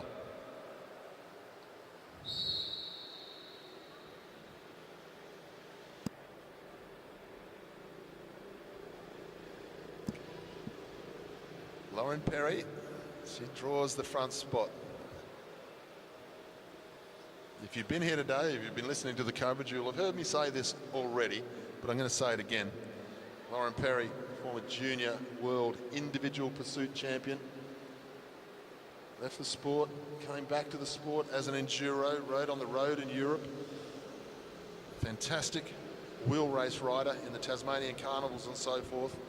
Spent a couple of years racing the track up and down the east coast whilst riding the road as an enduro, and then made the decision that she wanted to try the sprint competitions. Finds herself now in the Keirin final at the Oceania Championships. But what a field to find yourself in. She's riding around the bottom of the track. She's got Elise Andrews up on her wheel. She's got Sian Fulton. She's got Alessia McCaig, the new queen of Australian track sprinting. The motorbike will get out the way. Lauren Perry, classic Tasmanian cyclist. She likes the rough and tumble type of racing. Alessia McCaig from Bendigo, the same style of rider, and she goes to the front. The New Zealanders sense the danger and they try to move up now, and they do, into the home straight with 2 laps to go. Sian Fulton, is it on the front? It is. Up round the outside of her is Olivia King. Elise Andrews looking for a way round now. This is a good piece of sprinting. They're taking on the Olympic champion here, these riders. They step out with 1 to go, but Andrews now says, here we go, and this is how it's done. Down the back straight, the Olympic champion, Elise Andrews, is showing everybody why. She comes into the home straight, 5 bike lengths clear. The Olympic champion is now the Oceania champion again. New Zealand in 2nd and 3rd. What a ride, Elise Andrews. Ladies and gentlemen, please show your appreciation for absolute class. Ladies and gentlemen, Elise Andrews.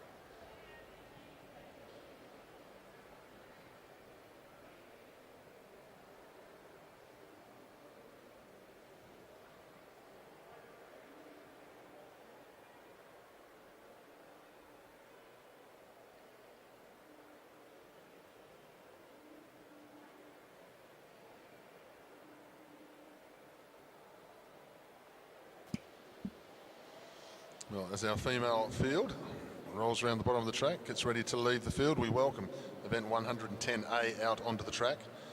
This is the elite Men Keirin 7 to 12th place final.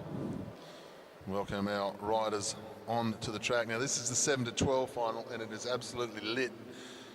Number 4, Ryan Elliott, representing Australia. Number 5, Lee Hoffman, who won the sprint championship last night, representing Australia. Kaio Lart, the New Zealander, number 27.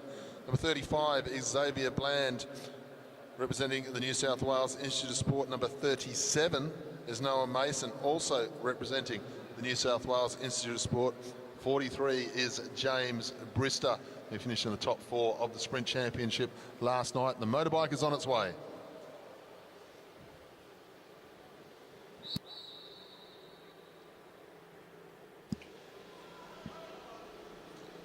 Ryan Elliott has drawn the number 1 spot. He goes up behind the motorbike. Noah Mason follows him. Then James Brister. Kyola, Lee Hoffman, and on the back of the group is Xavier Bland. Xavier Bland in a good spot, good wheel to follow there in Lee Hoffman, as long as he can go with it when it decides to move. And Lee Hoffman got caught out a little bit this afternoon in the sprint round, went very early, and then the legs just started to give away, which is very unlike Hoffman. However, yesterday added his name to the list of riders who have won the Oceania Sprint Championship. Something in the last 12 to 15 years. He's only the 4th rider to add his name to that list. Very hotly contested title. James Brister just laying right off there. Now Noah Mason is as well. Everyone giving themselves a little bit of room. Kai Olart doesn't want to get boxed in when Lee Hoffman moves, and he wants to be able to have an opportunity to run at the wheel in front of them. They're all having a big look over the shoulder as the motorbike all come out this time. Elliott, then Mason, then Brister, Lart, Hoffman and Bland. Half the field just seeing where Hoffman is. Ryan Elliott's looking for some company up front. Mason in second wheel, laying off. They'll come to the home straight this time with 2 to go. They all starting to bunch up all of a sudden. Mason out wide. Elliott not much pace on at the front. Hoffman up round the outside really quickly. Xavier Bland, he's just going to sit on the train and hope he can hang on as it leaves the station. Lee Hoffman, off he goes. Xavier Bland on the wheel. Ryan Elliott going out after him. They're just going to be strung out in this one. Xavier Bland's got himself finally up into the slipstream, but I don't know if he can come out of it in the home straight. Lee Hoffman will take the win. Xavier Bland, then Ryan Elliott, Kai Olart, Mason and Brister finish off our 7 to 12 final.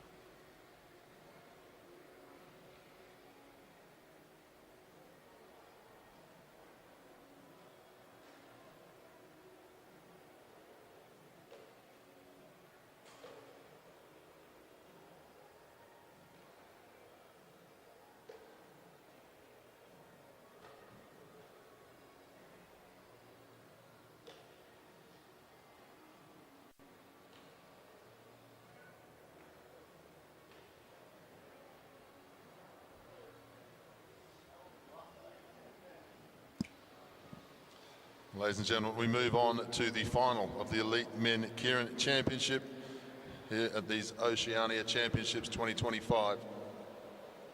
We welcome our field onto the track. Number 1 is Daniel Barber in the New South Wales Institute of Sport colours with the blue helmet. Number 3, representing Australia, is Tom Cornish. Number 9 in the light blue skin suit, second from the top of the track, is the New Zealander Sam Dakin. The popular Queenslander, rider number 40, Byron Davies. The man in red, Tate Ryan, number 45, the junior world champion. And the Victorian, rider number 54, is Sam Gallagher. And the motorbike is on its way.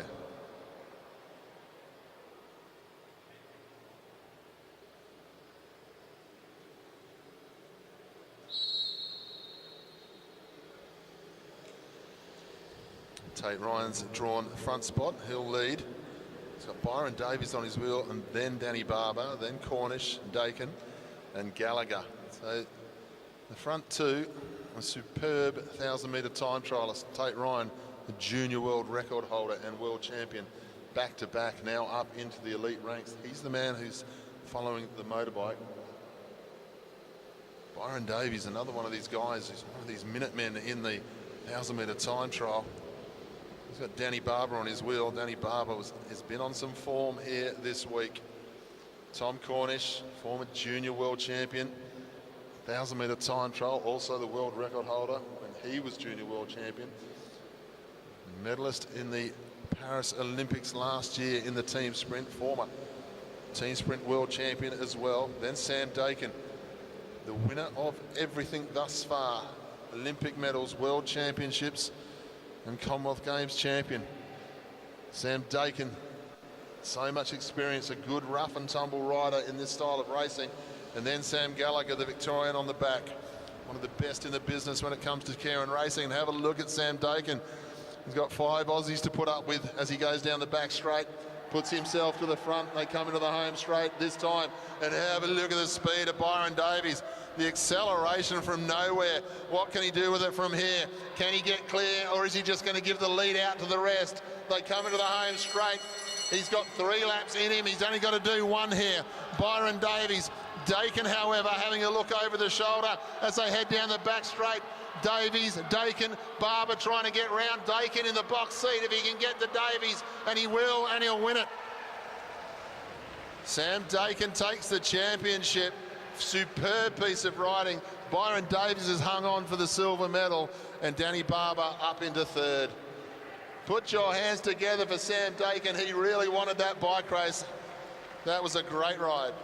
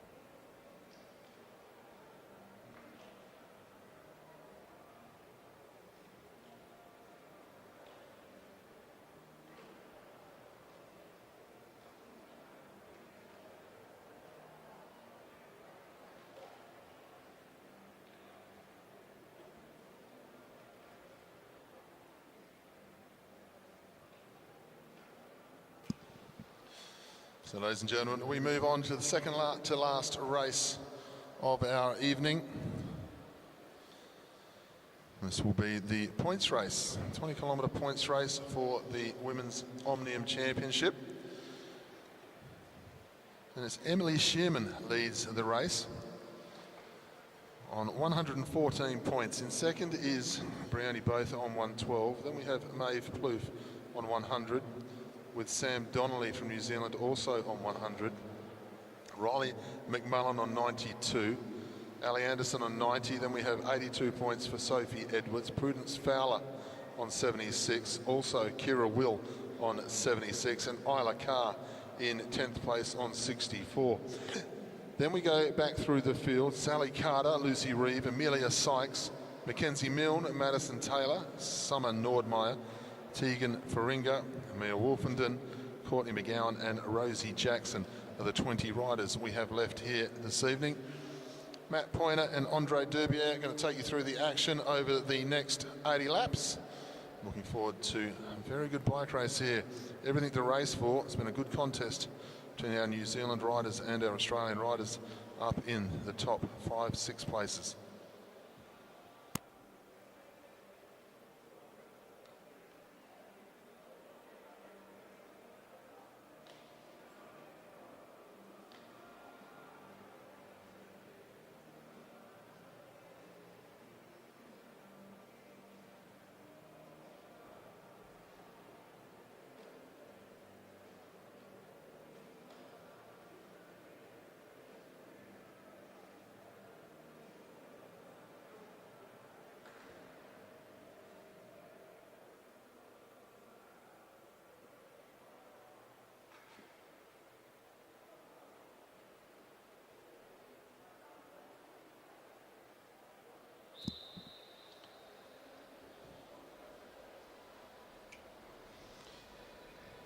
So Women Omnium field rolls away now.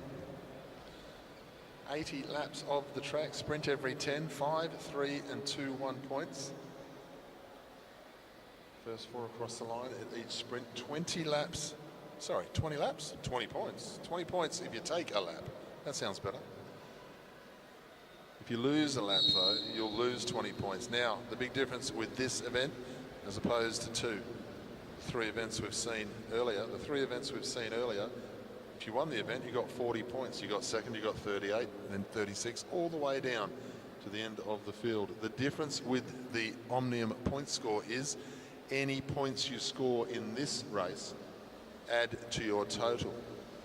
You win 5 points, they add it onto your total points so far this evening. So it can change rapidly. You take a lap in this one, 20 points, that 20 points will go onto your total. So everything to race for here. Come through this time with 78 laps to go.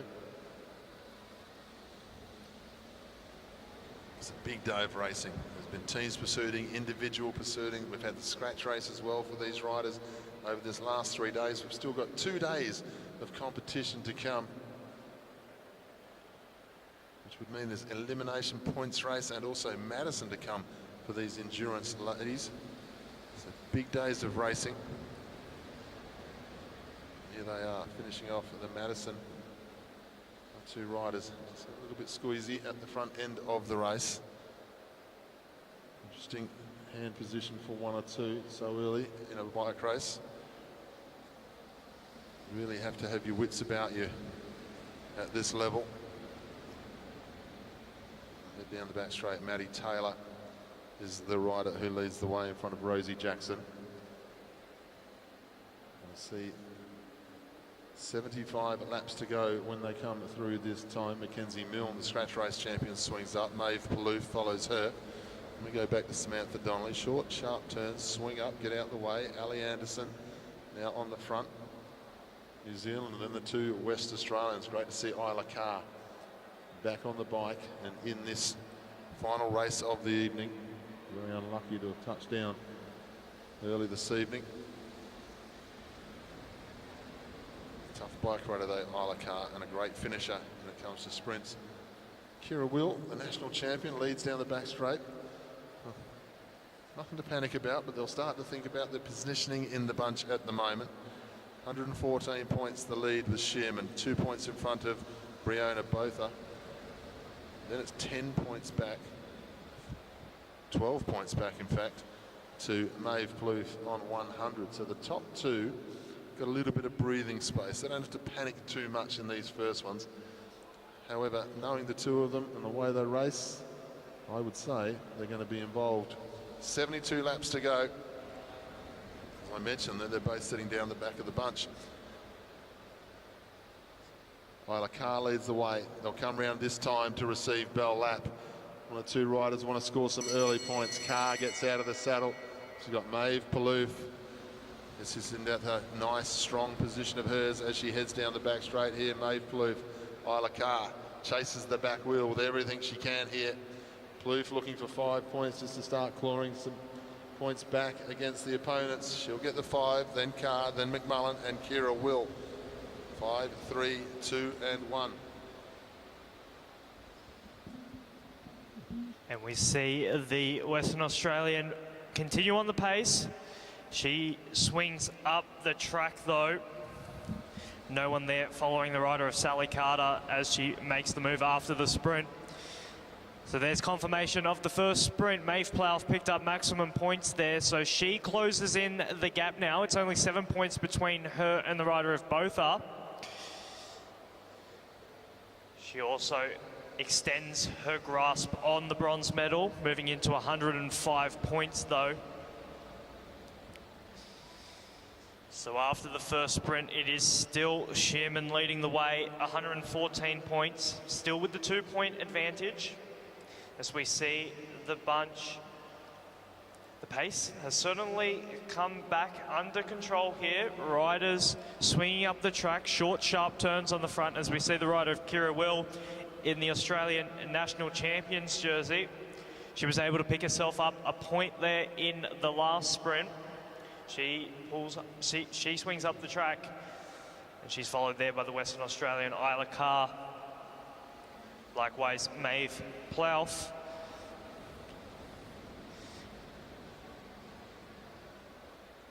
They're going to come around now, 5.5 laps to go until the next of the sprints. No one really looking to control the pace at the moment. Everyone very happy to swing up the track and not take the race on. And as I say that, Kira Will in the Australian National Champions jersey, she gets into the tuck position and she's taken this race on. So Kira Will now, she launches it. She's got 4 laps to go. That's 1,000 metres before the next of the intermediate sprints. She's drawn a couple of riders with her. A New Zealand rider, likewise a Queensland rider coming with her. They're going to come around now with just over 3 laps to go. Will pulls up the track. This is rider 81 now. She swings up the track as well. So that group now is not working quite well together. Will pushing on though. Likewise with the New Zealander in her wheel, that's rider number 68. Prudence Fowler, currently sitting in 9th position. Those two working well together. They've got 1.5 laps to go now before the next of the intermediate sprints. Kira Will now, she's on the front. She's looking to grab maximum points here. Fowler leads them around with 1 lap to go. Will swings up the track. Sally Carter now from Western Australia. She kicks with 1/2 lap to go. She wants to get amongst the action. This is Sally Carter now. Sally Carter will pick up the 5. Fowler with the 3. Carter swings off. Likewise Fowler, no one looking to push on as Kira Will now, she takes the race on. Good piece of sprinting there as they went through. See 1 or 2 of the riders. So it's Sally Carter, Prudence Fowler, then Wolfenden and Isla Carr. Pace still on at the front. Carter swings up. Kira Will doing the jersey proud down the back straight now. 1 or 2 riders just siphoning the points away from the top end of the field because a number of riders haven't got too many points, but they're going to want to get up the standings if they can. Prudence Fowler, number 68, goes through to the front again. Not getting much assistance from the 2 young Australians in Carter and Kira Will. They'll go back to the field. Prudence Fowler, however, she's happy to go on with it. This is going to try her luck, see how keen they really are. Both her swings up, she's not bothered. This is a 20-kilometre points race. It's the second half that's going to do the damage. So 1 or 2 riders have scored points so far. They're a little bit far away from the medals, but they deserve the opportunity to score points, try and do something about their overall standings. Shearman swings up in front of her teammate Sam Donnelly. Lucy Reeve leads now. Kira Will. Kira Will never far away from the front of the bunch. 55 to go this time as Fowler goes through. She's going to start running into a little bit of traffic. Kira Will, Sally Carter. Then Sophie up behind them. Sophie Edwards in the blue and white kit of the Australian team. Fowler goes round. Goes past Courtney McGowan and Rosie Jackson. We have a look back in the field. Pace is solid but not strung out. Prudence Fowler, she's doing some good work out the front. She's going to see 53 laps to go when she comes through this time. So she'll be looking forward to 5 points soon, as long as there's no real eruption from the bunch. Maeve Plouffe swings up. Riley McMullen now comes through. Then Sally Carter, Sophie Edwards, Mackenzie Milne. Isla Carr didn't want to go too close to the front then. She's quite happy just to follow Wills for a while. She's scored some points already. Fowler goes through with 52 points to go. Getting on towards half a lap, just creeping away. One or two of the big names just moving themselves to the front of the group. The bell sounds. Prudence Fowler moves through. She's riding a good tempo, but you can tell the pace is starting to hurt. Now the bunch is going to go away from her for a couple of laps here. So she'll just be riding the tempo, seeing what she can do. Riley McMullen up round the outside with Sam Donnelly is following her, the two New Zealanders. They want to get some points. Once again, it's Maeve Plouffe. It's Prudence Fowler gets her 5 points. Maeve Plouffe getting a part of the action this time. She wants to get herself on the podium. Sam Donnelly takes the 3, then Maeve Plouffe, and Riley McMullen takes the 1.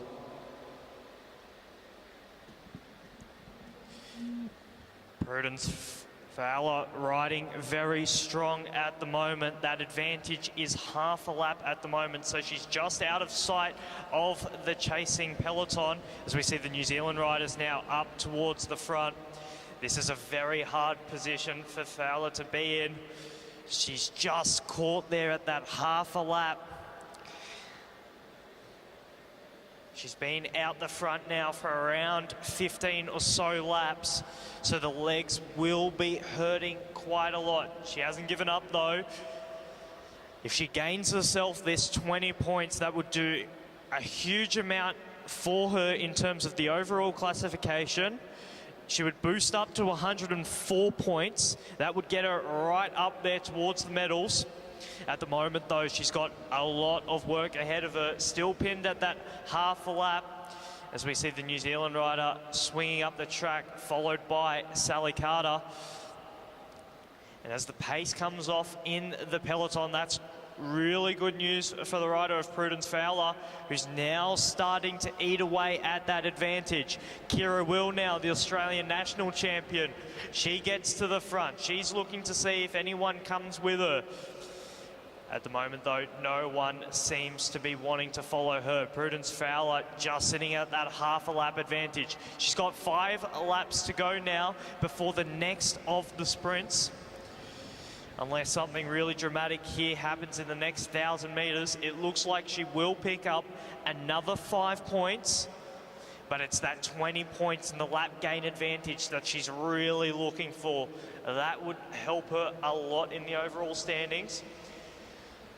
It's still now just closing in now slightly. Prudence Fowler, a big effort here from the Kiwi rider to get herself that 20 points. She's got 3 laps now before the next of the sprints. It's closed in now, quarter of a lap, but the main group will start to accelerate for this sprint, which will increase that advantage again. Prudence Fowler, though, ladies and gentlemen, she has worked herself really hard here, a quarter of a lap. She's within eye shot of the peloton now. She's got 1 lap to go before the next of the intermediate sprint. She will grab the 5 points. And the peloton, they accelerate as well. We've got the 2 New Zealand riders up towards the front. A big launch there over the top. That's one of our other Kiwi riders. They're coming in now to contest the minor places. This is rider number 71 now coming towards the front. That's Riley McMullen.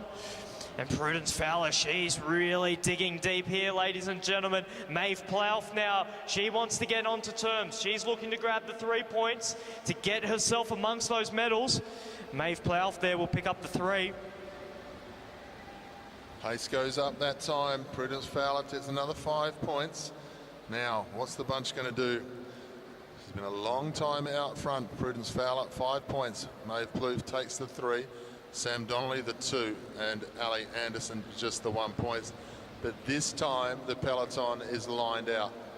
Now the pace goes up. Prudence Fowler, put your hands together for the lady in the home straight. Ladies and gentlemen, that was a good piece of riding. She's going to swing up. Try and recover. Get herself back into the bunch. See what she can do towards the end of this race. She's taken herself to 7th place on 89 points. Still a ways off the medals. The 20 points would have put her right in the mix. The national champion of Australia, Kira Will, she leads through this time. She's got some good company as they go through. Amelia Sykes, we go back through to the bunch.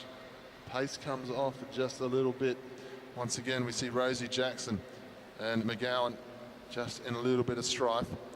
Item number 68 there. Fowler still with the breakaway. What a way to catch your breath. I'll go with the next breakaway that goes off the front. Sophie Edwards, then Riley McMullen, then Sally Carter. Trying to come out the front of the bunch, get together, part of this action. 35 laps to go. How is it already 35 laps to go? That's how quick this bike race is. Edwards and Carter down the back straight this time. McMullen out of the saddle. We have not seen Sherman or Botha fire a shot yet in this bike race. That's an ominous sign between those two. Not getting into an arm wrestle about points at the moment. I'm sure it's going to happen though. They're going to be very fresh towards the end of this bike race. They're not too worried about anything from the rest of the field. Maeve Plouffe just kept on chipping away at getting those points back, so she's had a full-on hard points race here. Well, number 1 and 2, Sherman and Botha, well, simply they're comfortably followed. Get the feeling at 31 to go on the bell lap, not far away, we might suddenly see Emily Sherman, number 72, and Brioni Botha, 66, become part of the action on this next one. Just to let everyone know they're in the bike race. Crash down the back straight, touch of wheels. Didn't quite pick up the number as they go now. The bell sounds, and have a look at that. Emily Sherman up round the outside of Maeve Plouffe. Brioni Botha in second wheel, following Sherman. Sherman leads the bike race, or leads the Omnium by 2 points, and she's going to get these points. Can Botha get up and get the second? She can. So Sherman takes the 5, and Botha in second.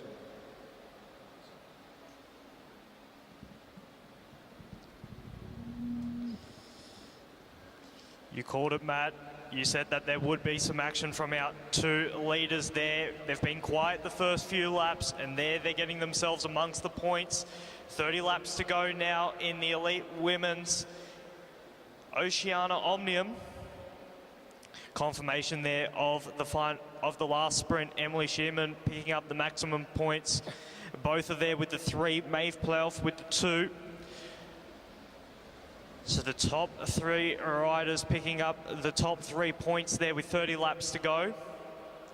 The pace comes off in the main group. All the riders swinging up towards the top of the track. The New Zealand riders ever present towards the front. This is the pointy end of the Omnium. Everything to play for here. Under 30 laps to go.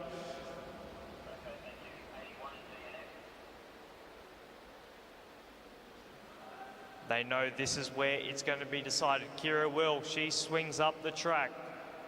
Maeve Plouffe follows. Rider number 67, that's Samantha Donnelly. She's currently sitting in 4th position at the moment, just 106 points. That's only 6 points behind the medals. So she's very much in it with a few sprints left. As we see a launch here. This is rider 79 now getting amongst it. That's Lucy Reeve from New Zealand. So she's a little further down in the standings. What sort of response will we see from our leaders? A big move there from Our Kiwi rider now, she's sensed the danger. She wants to go along with it. That's rider number 66. That's Bryony Botha from New Zealand. She's currently sitting in second position, only 4 points behind. She wants to try and move herself up into the gold medal position, but she's followed there intently by her teammates. They know the danger. Lucy Reeve, though, she's still off the front. She's got 2 laps to go now before the next intermediate sprint. She's got about 30 metres on the group. Isla Carr there. She swings up the track. Like we said before, Isla Carr, great to see her back out there after a nasty tumble in the elimination. Great to see her racing in this points race. Lucy Reeve, though, she hasn't given up on it. She's received the bell now to grab. She's going to try and grab those 5 points, but the movement is back in the bunch. That's rider number 77. That's Mackenzie Milne. She wants to get amongst the points. It's going to be close here on the line. Can Lucy Reeve hold on to it for the 5? No, she can't.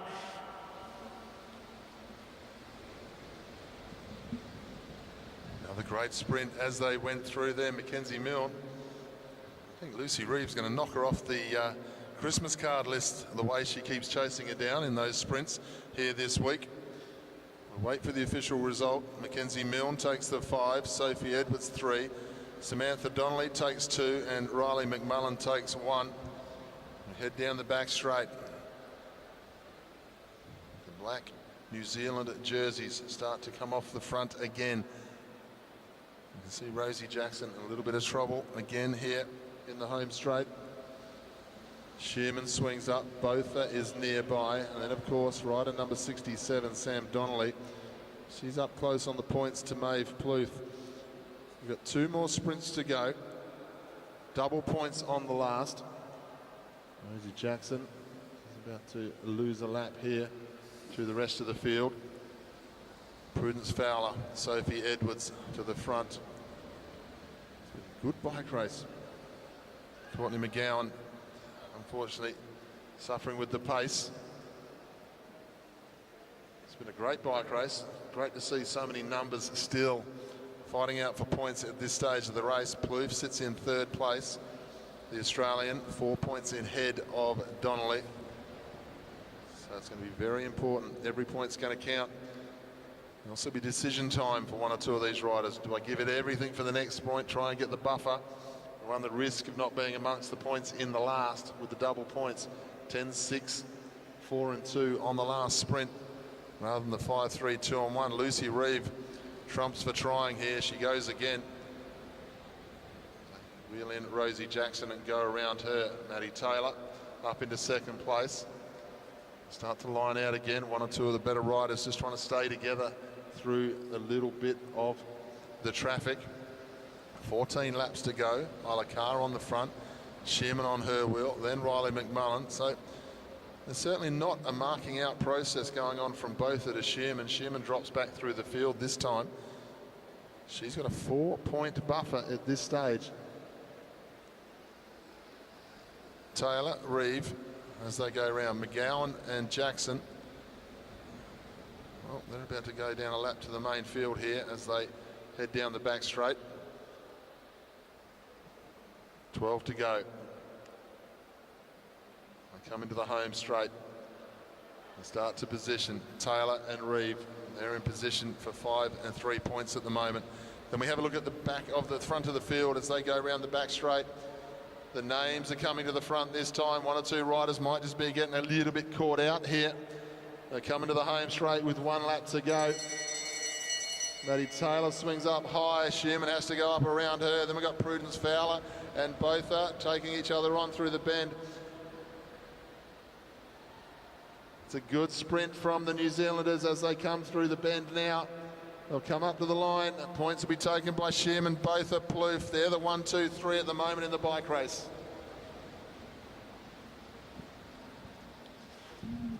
Like you said, Matt, the leaders of the bike race getting right up towards the front. That was the second last sprint there, just one sprint remaining now. They've got 9 laps to go to decide this bike race. Emily Shearman with a very, very well-timed sprint there. She picked up the maximum points. So coming into the finale, Emily Shearman's got a 6-point advantage from Bryony Botha.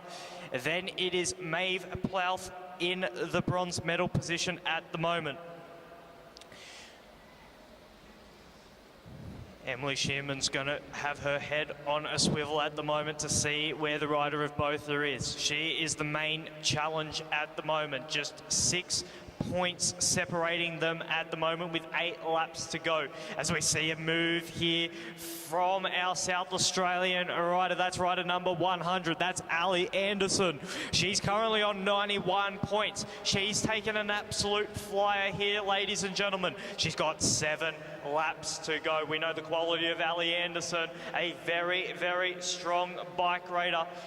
The bunch cannot afford to sit up here. She's going to go all in for this final sprint.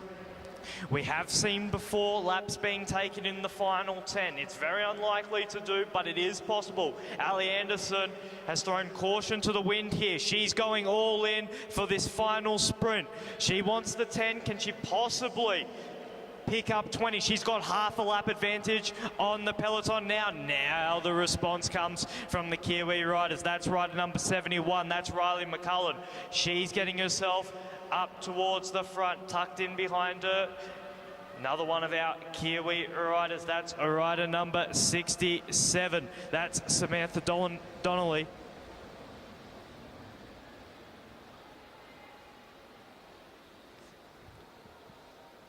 Ali Anderson, though, she's got the advantage at the moment. She just came around to receive 3 laps to go. It looks like she will try and grab these 10 points here available in the final sprint. Kira Will now up towards the front. Likewise, Sally Carter from WA. What is the response from the New Zealanders currently leading this bike race? Rider number 66, that's Bryony Botha. She's up towards the front. And the bell is given for Ali Anderson from South Australia. She's taken the race on. She had 9 laps out in front. She's going to grab the 10. But what is happening behind? It's rider number 67, Samantha Donnelly. She's coming around the outside. Maeve Plouth there, also challenging for the points. Coming around the outside, the Australian now. She wants to grab herself the 6. Looks like Donnelly will pick up the 4. Maeve Plouth, I believe, will pick up the 2. But ladies and gentlemen, the Oceania champion in the Elite Women's Omnium from New Zealand, Emily Shearman, with a fantastic race there. She is your Oceania champion. In silver, Bryony Botha. And in 3rd place, I believe it would be the rider from Australia, Maeve Plouth.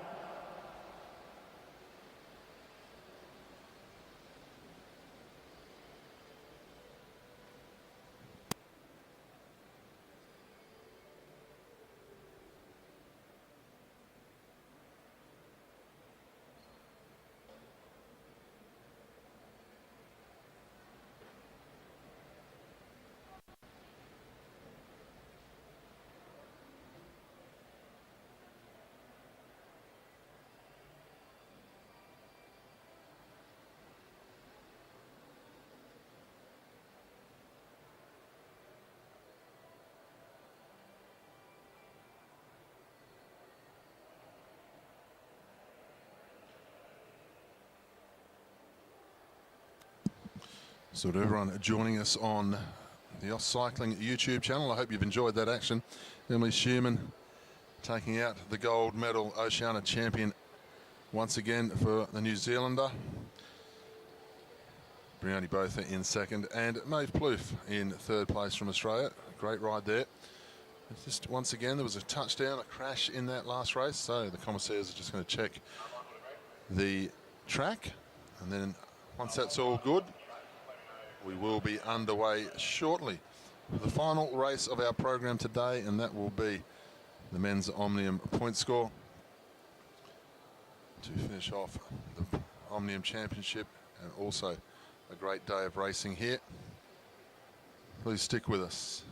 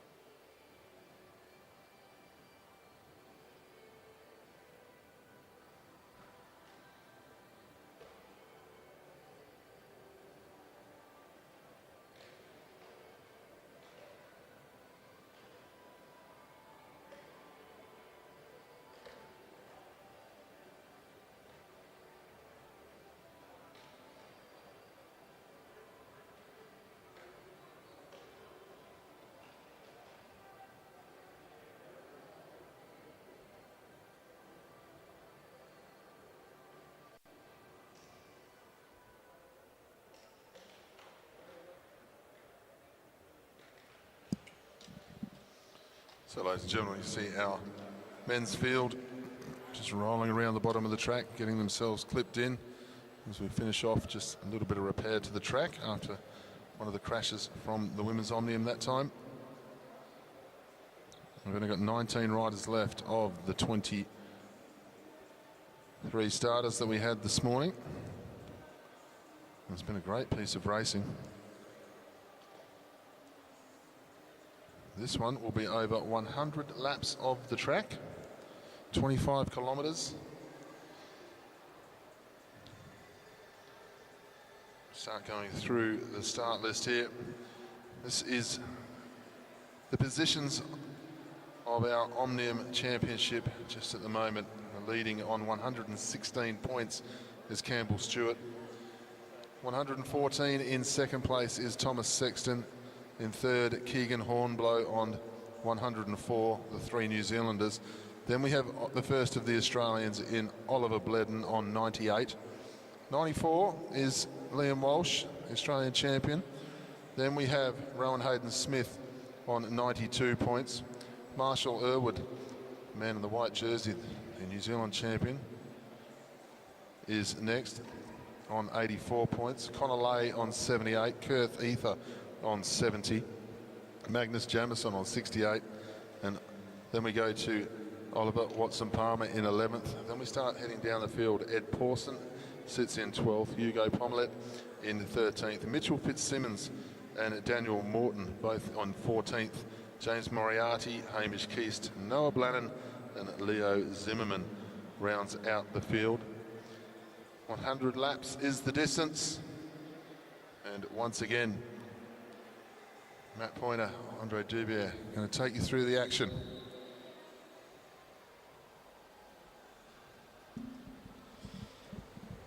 Thank you, Matt. We've got 100 laps here, 25 kilometres, and this race will be done in a heartbeat, ladies and gentlemen. The final race for our elite men's Omnium. We've already seen the scratch race tempo and eliminations so far. Is the New Zealand trio. They are leading the way at the moment in the points.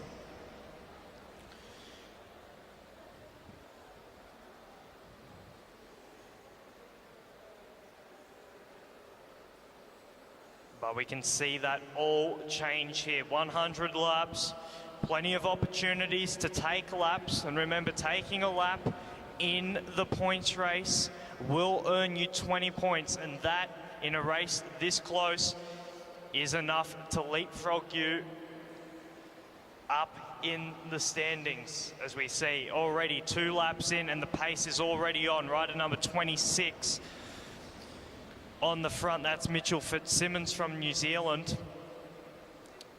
He swings up the track and it's followed there by one of our other New Zealand riders.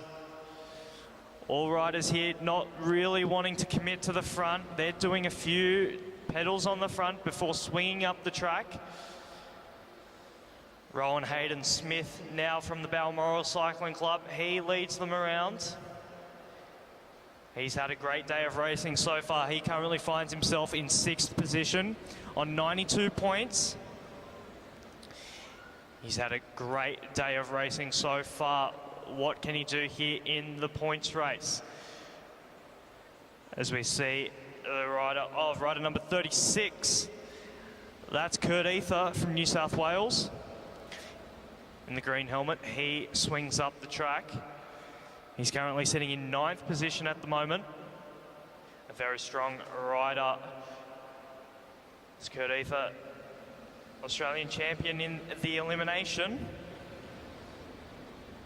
So definitely a strong rider to watch out for, as they have now 4 laps to go before the first of our sprints.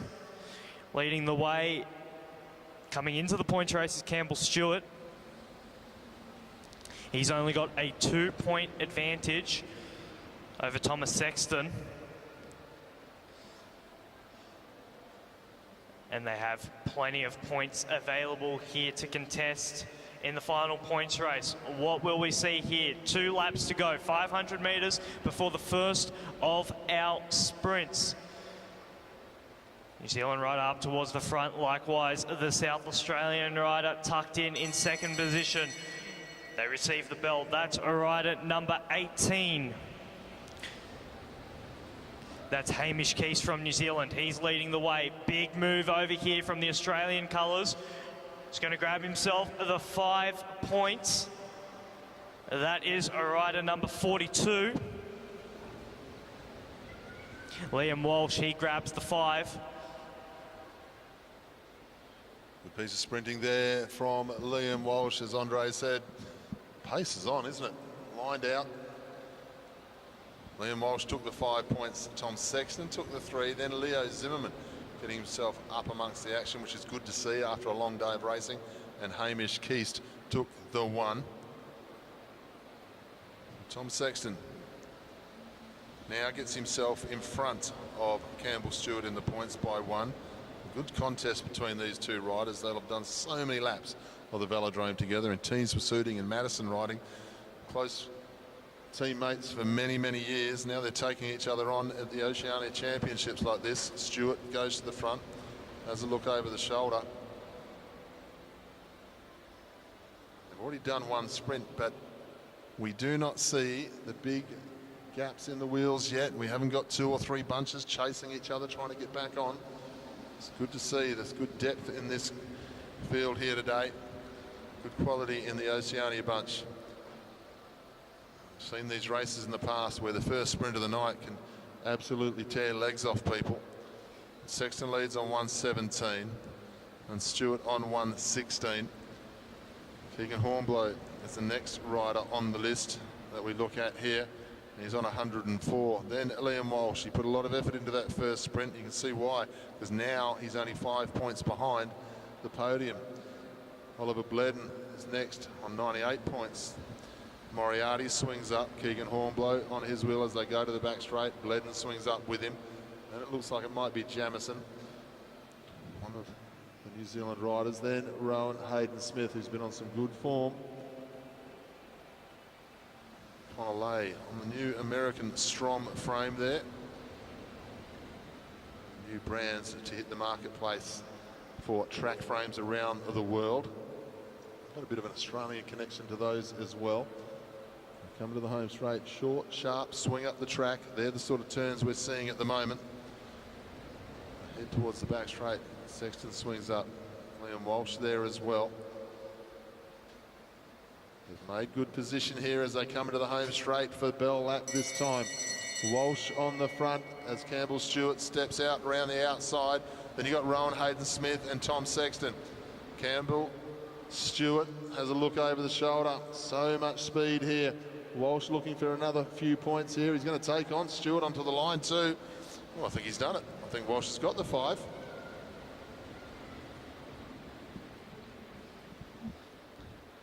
Liam Walsh with a brilliant start here to the points race. He's taken out the first 2 sprints here, so he's collected maximum points to begin this points race. Looking very strong there, the Australian national champion.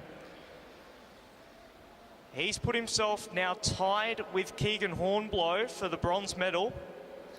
So Liam Walsh with a really good start here. Still 80 laps to go in this points race. Still all to play for as we see two riders now pulling clear of the peloton. Not a lot of cooperation though from the two riders. It's rider number 10 on the front. That's Keegan Hornblow. He sensed his bronze medal was in a little bit of danger, so he's gone on the attack now. He's taken the Australian rider with him, and they look like they're working well together. That's Oliver Bledden. And what a partner to have with you if you're trying to get the lap advantage in Ollie Bledden. A very, very strong pursuiter. But the bunch does come back together. The New Zealand rider now. That's Marshall Earlwood in the white kit. The New Zealand national champion in the Omnium. He swings up right towards the top of the track. Kurt Ether now with a short turn on the front. Rowan Hayden-Smith back towards the front. Keegan Hornblow, a couple pedals, and then he swings up the track. So they have 3.5 laps now before the next intermediate sprint. Liam Walsh has been dominating the sprints thus far. Now, as I say that, he is up towards the front again. He swings up the track. Rider number 7, that's James Moriarty. He's up towards the front. He's a little further down in the standings, so he wants to get himself amongst the action here in the sprints. 2 laps to go now. Rider number 50 on the front. That's Oliver Watson-Palmer from New Zealand. 1.5 to go as they string out now. Coming into the next sprint, we have Rowan Hayden-Smith. He swings up the track. Letting it out is the New Zealander, but here comes Keegan Hornblow. Liam Walsh, though, he's tucked in on his wheel. Keegan Hornblow, he leads it down the back straight. Liam Walsh tucked in second position. He's going to try and challenge around here for the sprint, and Liam Walsh, he goes 3 from 3 to start this points race. What a ride here we're seeing from Liam Walsh. 3 sprints from 3 so far. Don't tend to see that sort of sprinting. Walsh, Hornblow, Stewart and Bledden. You don't seem to see that sort of effort at this level from one rider. It was an under-17 race, you can understand it. 3 sprints in a row for Liam Walsh, but now a move going clear. And have a look at the quality of this move. Bledden, Stewart, Lay, Sexton. Now they're coming across in 2s and 3s. Now there are gaps opening everywhere because 4 of the strongest track cyclists in the world are launching off the front. Earlwood gets himself across. Nice piece of riding. The bunch, Keegan Hornblow. He's got Liam Walsh on the wheel. What on earth must Liam Walsh's legs be feeling like just at the moment? 3 sprints like that. Keegan Hornblow did enough of a turn to make sure that gap just closed up. He knew he had to go with it. That's some impressive riding there by Walsh to stay with Hornblow as they went through. But the pressure is being applied now, and the pressure is going to continue to be applied. Remembering there's 20 points if you can take a lap. So there's 1 or 2 riders just languishing off the pace when it comes to the points at the moment. So the 20 points is going to be the difference if they can get out there and get them. The 64 laps to go. We've still got a long way in this bike race. But as you can see, the only riders who are getting into trouble are the riders who simply just don't have the legs at the moment. Unfortunately, rider number 15, Rowan Hayden-Smith, has been going so well today, has got himself caught out. The national champion New Zealand launches off the front again, this time with a bit fresher looking James Moriarty, and Liam Walsh goes again. Where has this form come from? Going beautifully. He was suffering earlier on this week in the scratch race, but now he's going. And Marshall Earlwood said, if you're going to accelerate like that, I'm just going to sit here. James Moriarty going with him. The pace goes up at the back of the bunch. This will be the sprint. 4 from 4. Are you serious? Is that possible at this quality? They head down the back straight. Moriarty leaves. Liam Walsh is in second wheel. Marshall Earlwood on his wheel. Liam Walsh, this time, he's going to let his mate take the 5 points. 5-3-1 then to the boys.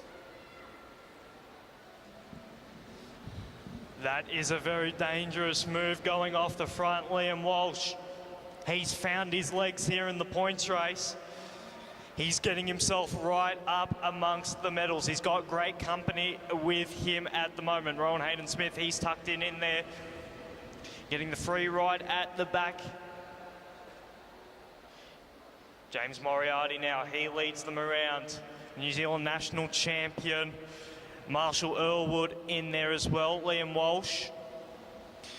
But the pace is back on in the peloton. They know the danger on the quality of the riders up the front. They're not going to let them go without a chase. Liam Walsh, though, he's committed. Likewise, James Moriarty. They're working well together. Earlwood right in there amongst it. But the response is coming from the peloton. They are only a quarter lap behind now. Liam Walsh on the front. He's had a dominant start to this points race, hasn't he? They're going to come around now, 55 laps to go. So we're approaching the halfway point of this Omnium points race, and this is where the legs start to burn. Liam Walsh, he's been really, really active here. What can he do in this next sprint? Will they stay away from this chasing peloton? But the New Zealanders are up towards the front. They're trying to pull this back. Kurt Ether now. He pulls the short turn on the front before he swings up the track. So it does look like there is some cooperation in this peloton, but they just don't seem to be able to pull this advantage back. It's stuck at around that quarter lap now, and it's been that way for about the last 5 or 6 laps or so. On the front, though, full commitment, James Moriarty, likewise Liam Walsh. He gets into that aero tuck position. Behind him, the New Zealand national champion, Marshall Earlwood. Those trio have been working well together. They're going to have 2 laps to go now. 500 metres until the next sprint. It's James Moriarty now on the front in the Australian colours. Behind him, Liam Walsh, Australian national champion in the Omnium. They're going to receive the bell now for the next intermediate sprint. Moriarty leads them. Walsh tucked in second. Behind him, Earlwood. Is Walsh going to challenge around on the back straight? At the moment, Moriarty leads. Walsh now steps out of the slipstream. Liam Walsh, he wants to collect the 5. The 5 goes to Liam Walsh. Another 5 points goes the way of Liam Walsh. If this was a straight-out points race, he'd be well in front of everybody else. And Campbell Stewart still leads the bike race on 121, then Sexton on 118. Then we go back to Liam Walsh on 112. It's an impressive piece of bike riding, though. Now we're starting to break up. The gaps are starting to open, and Keegan Hornblow, who's still there and thereabouts for the points on 107, he brings himself to the front of the group, and there's 6 riders just getting it clear now down the back straight.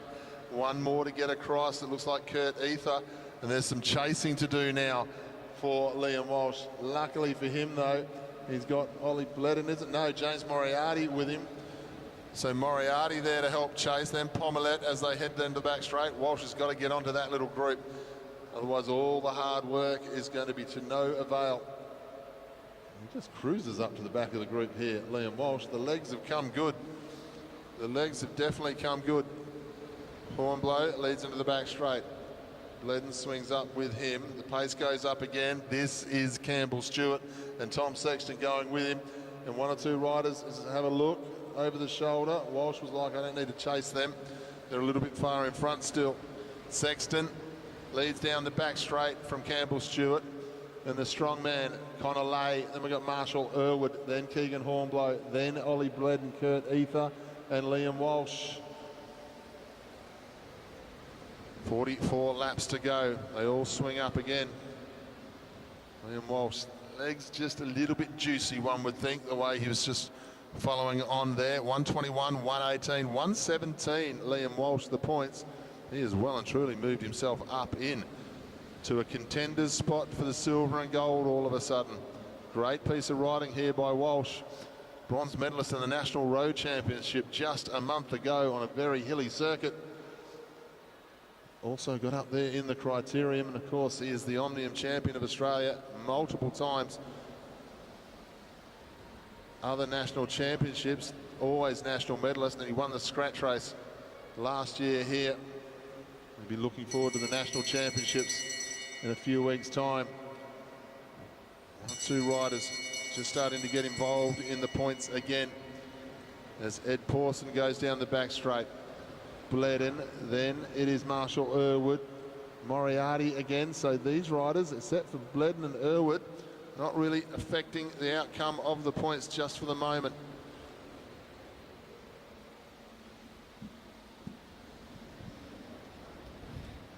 And it looks like it is the rider of Ollie Blenheim. He wants to continue on this move. They've got half a lap advantage now on the peloton. That is a very strong group out in front, led by Ollie Blenheim now. Marshall Irwood, he's been very active in the opening of this points race. They've got half a lap now on the peloton. They look like they're working well together. Likewise, rider number 14 up amongst it.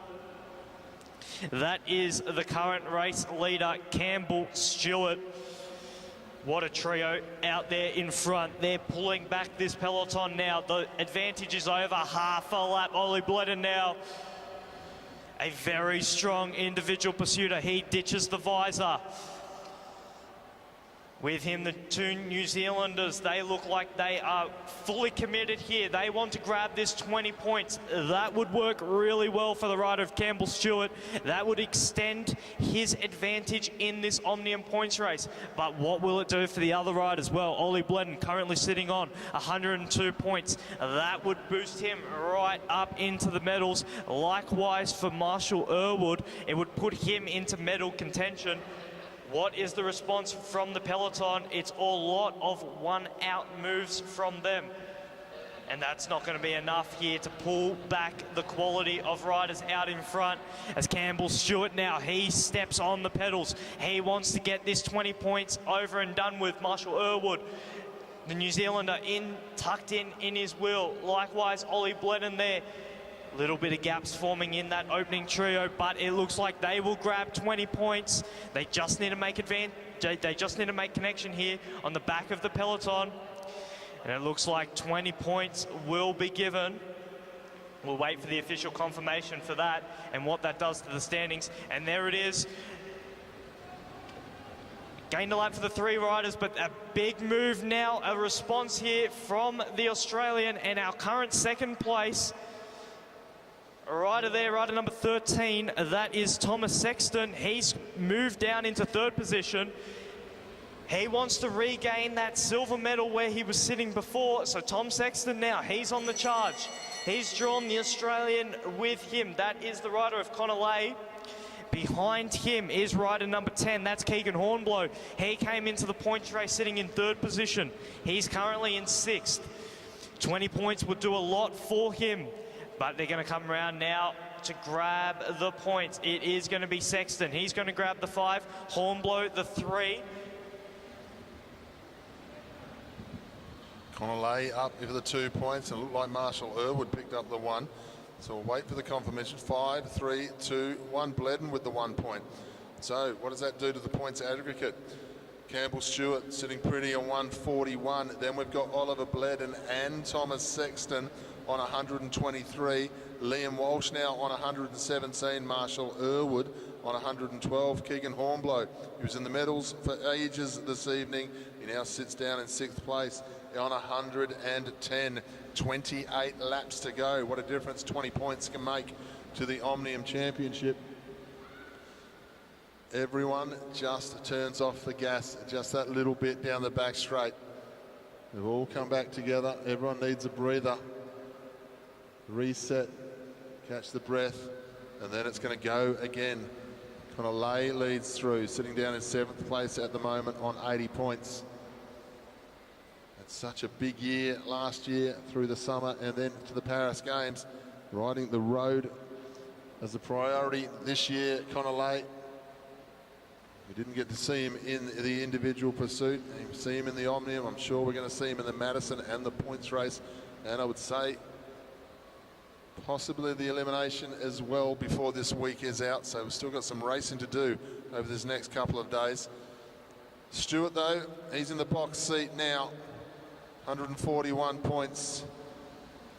I don't think too many people, I don't think he's going to let anyone go away from him now and get a lap. Other people may score a lap, but I think they're going to have company of Campbell Stewart. Bledden, Sexton, Walsh, they're the three to be looking at now. I think it's Pawson just dragging himself off. No, it's Daniel Morton in actual fact, dragging himself off the front of the bunch. They won't be worried about Daniel Morton. They're all going to be more worried about their own positions coming up to each sprint. They'll come through this time with 23 laps to go. Hugo Pomelet losing a lap to Morton there. Hamish Keast on the front as they head down the back straight. He swings up. Kind of layers there. Campbell Stewart staying nice and attentive to the front of the bike race. One rider in the lead, one lap rider chasing on. So we're still going to get second, third and fourth points here from the main field.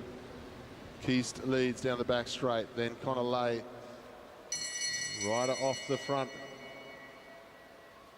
is Daniel Morton. We'll go back to the main field and start to pay attention to these points, and it's Stewart with Walsh and then Sexton getting amongst the action once more. Stewart, Walsh, Sexton. We go see Daniel Morton take the points, then it will be Stewart, Sexton getting over the top.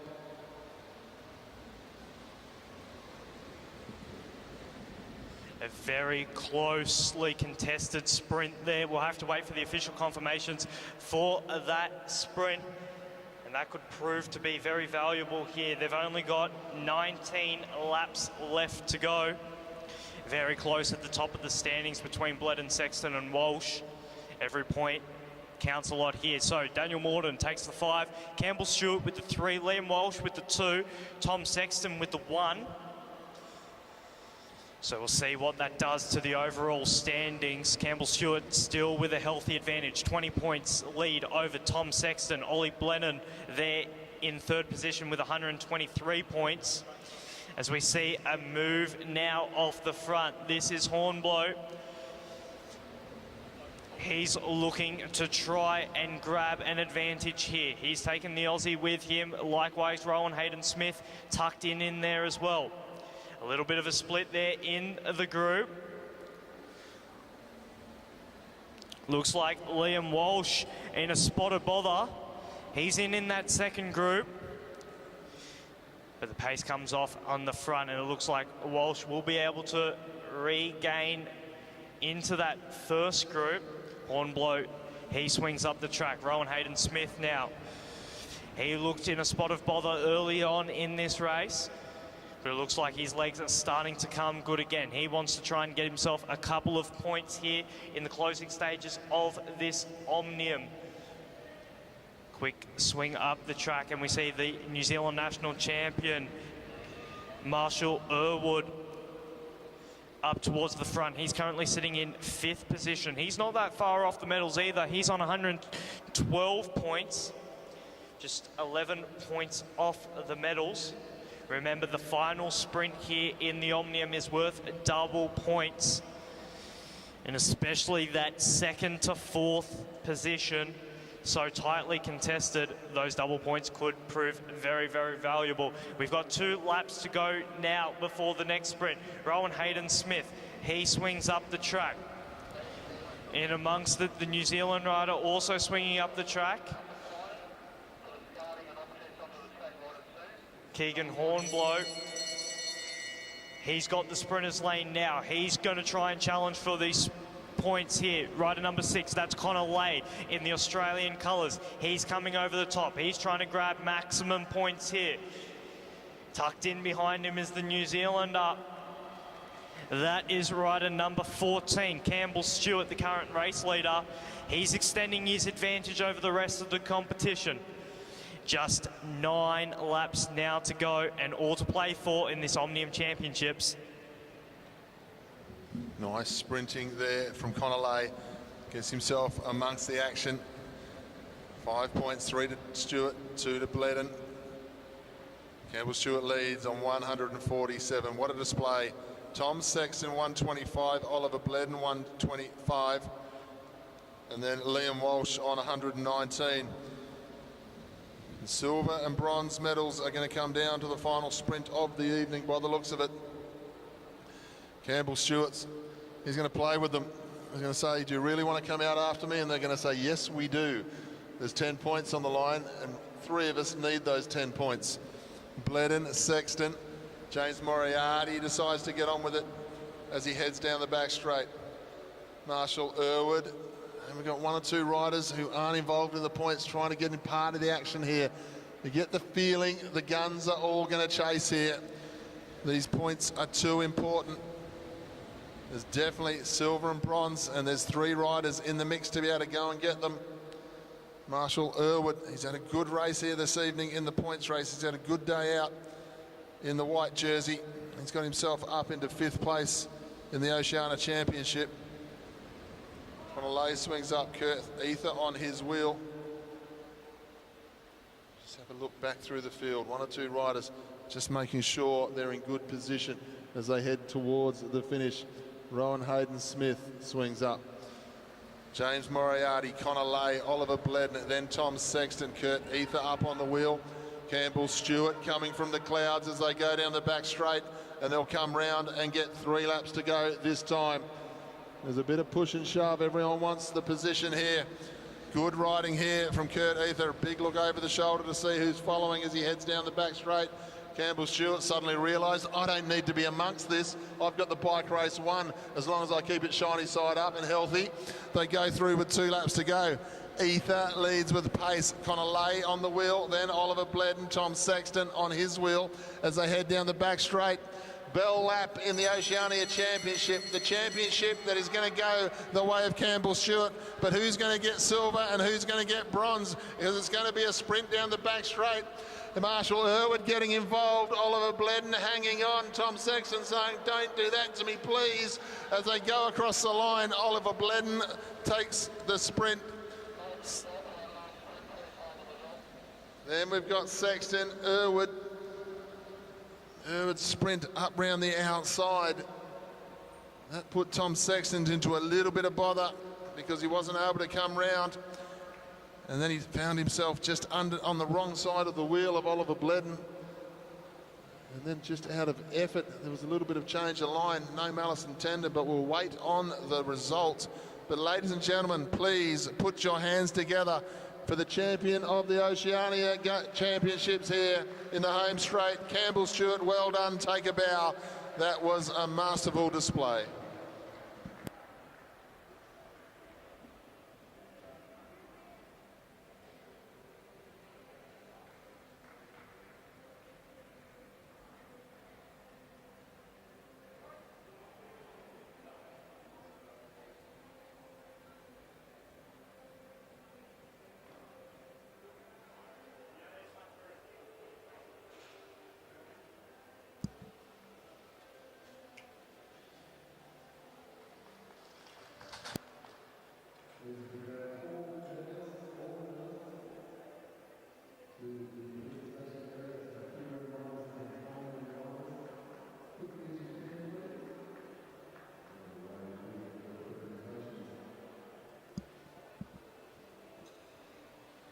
Just waiting on the result of that final sprint. Commissaires will be having a look at it.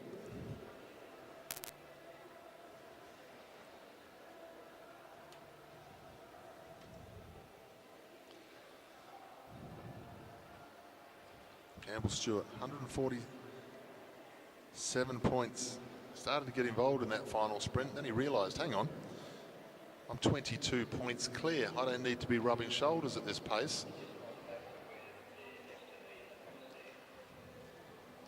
Great piece of riding. Commissaires, just having a look at the videotape from the, well, for those of you born in 1970, they're looking at the videotape. They're just scrolling back the digital feed at the moment for all the new kids.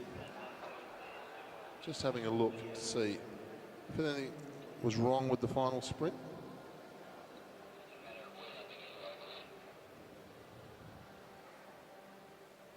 A bit too far away, and also we'll be getting underway with our presentations of the Keirin for the women and men, and also presentations for our women's Omnium.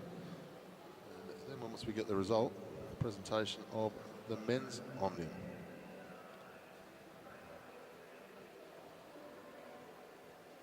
A strong ride on the front by Oliver Bledden towards the end. But we'll wait and see.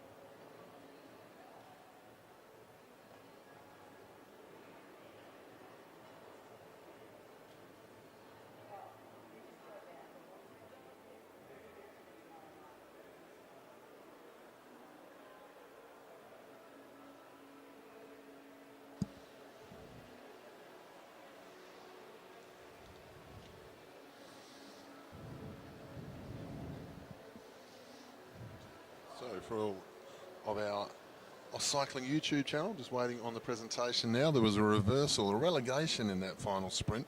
Unfortunately, Oliver Bledden relegated to third, which means Tom Sexton takes the win, takes the 10 points and ends up in second place. Marshall Irwood goes to second in that sprint, but Oliver Bledden goes to third. So the final result of the race, Campbell Stewart the winner, clear winner. Thomas Sexton ends up in second place due to that relegation of Oliver Bledden, and Oliver Bledden will end up with the bronze medal here this evening. It won't be too long and we will be underway with the presentations of both men's and women's Keirin and men's and women's Omnium. Don't forget, we're on tomorrow again and also Saturday here for the final 2 days of competition. It's been a big week of racing here at the AMV Velodrome. It's been a lot of fun. We've seen some great action. The best of the best here. Olympic champions, world records have been set. So much more to look forward to over the next couple of days.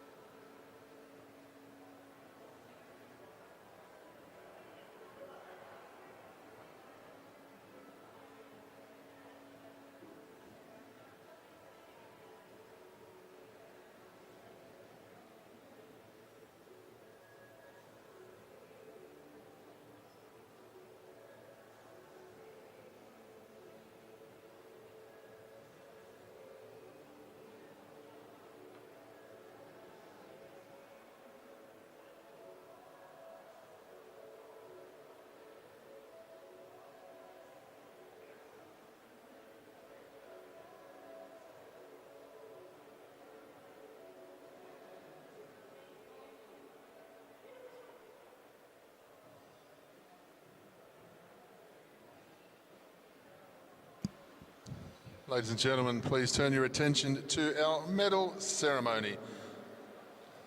This is the medal ceremony for our elite women Keirin final. Medals and jerseys to be presented by Louise Jones, and in third place, winner of the bronze medal representing New Zealand is Sian Fulton. In second place and winner of the silver medal representing New Zealand, Olivia King. In first place, winner of the gold medal representing New Zealand and Oceania champion, Elise Andrews.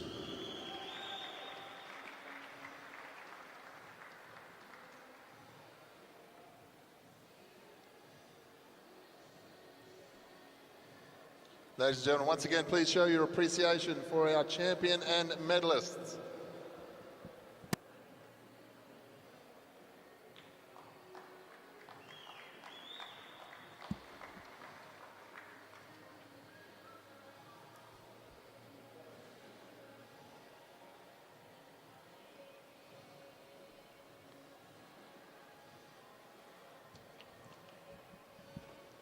Ladies and gentlemen, please welcome the medal presentation for the Men's Elite Keirin Championship.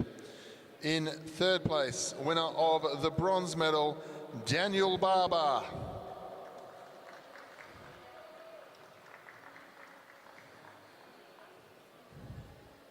In second place, and winner of the silver medal, Byron Davies.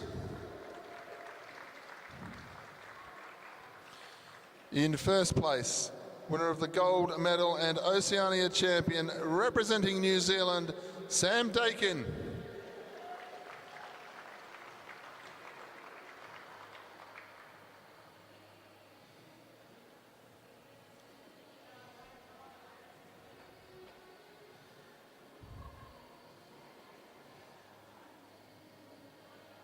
Ladies and gentlemen, please show your appreciation once more for our Keirin champion and medalists.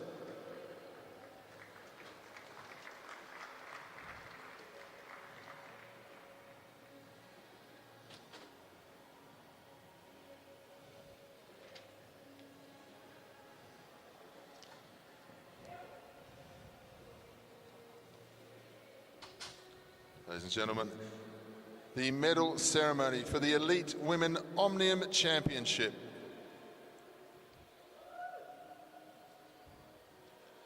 In third place, representing Australia, Maeve Plouffe.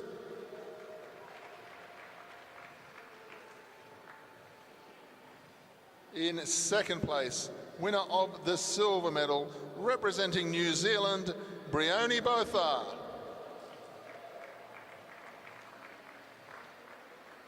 In first place, winner of the gold medal and Oceania champion, representing New Zealand, Emily Shearman.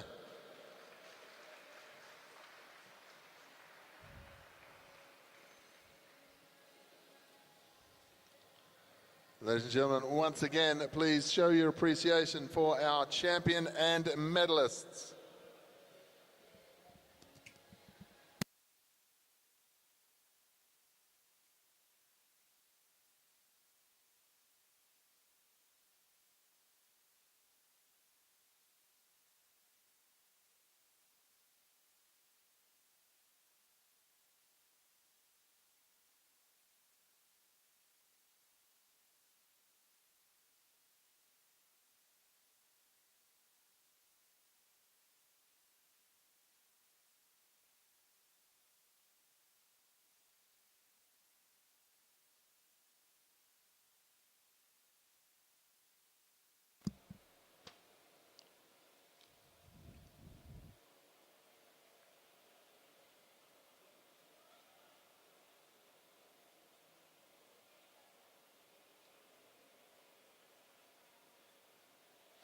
Ladies and gentlemen, the medal ceremony for the Elite Men's Omnium Championship. In third place, winner of the bronze medal, representing Australia, Oliver Bledin. In second place, representing New Zealand, Thomas Sexton. In first place, winner of the gold medal and Oceania champion, representing New Zealand, Campbell Stewart.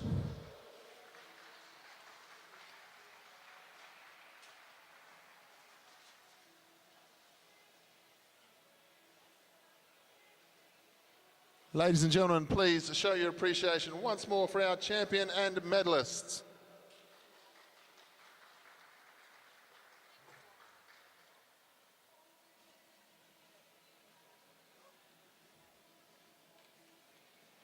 Ladies and gentlemen, that concludes our presentation, also concludes our coverage on the Aus Cycling YouTube channel today. We hope you can join us tomorrow. If you're driving home from AMV, please take care and we'll see you tomorrow.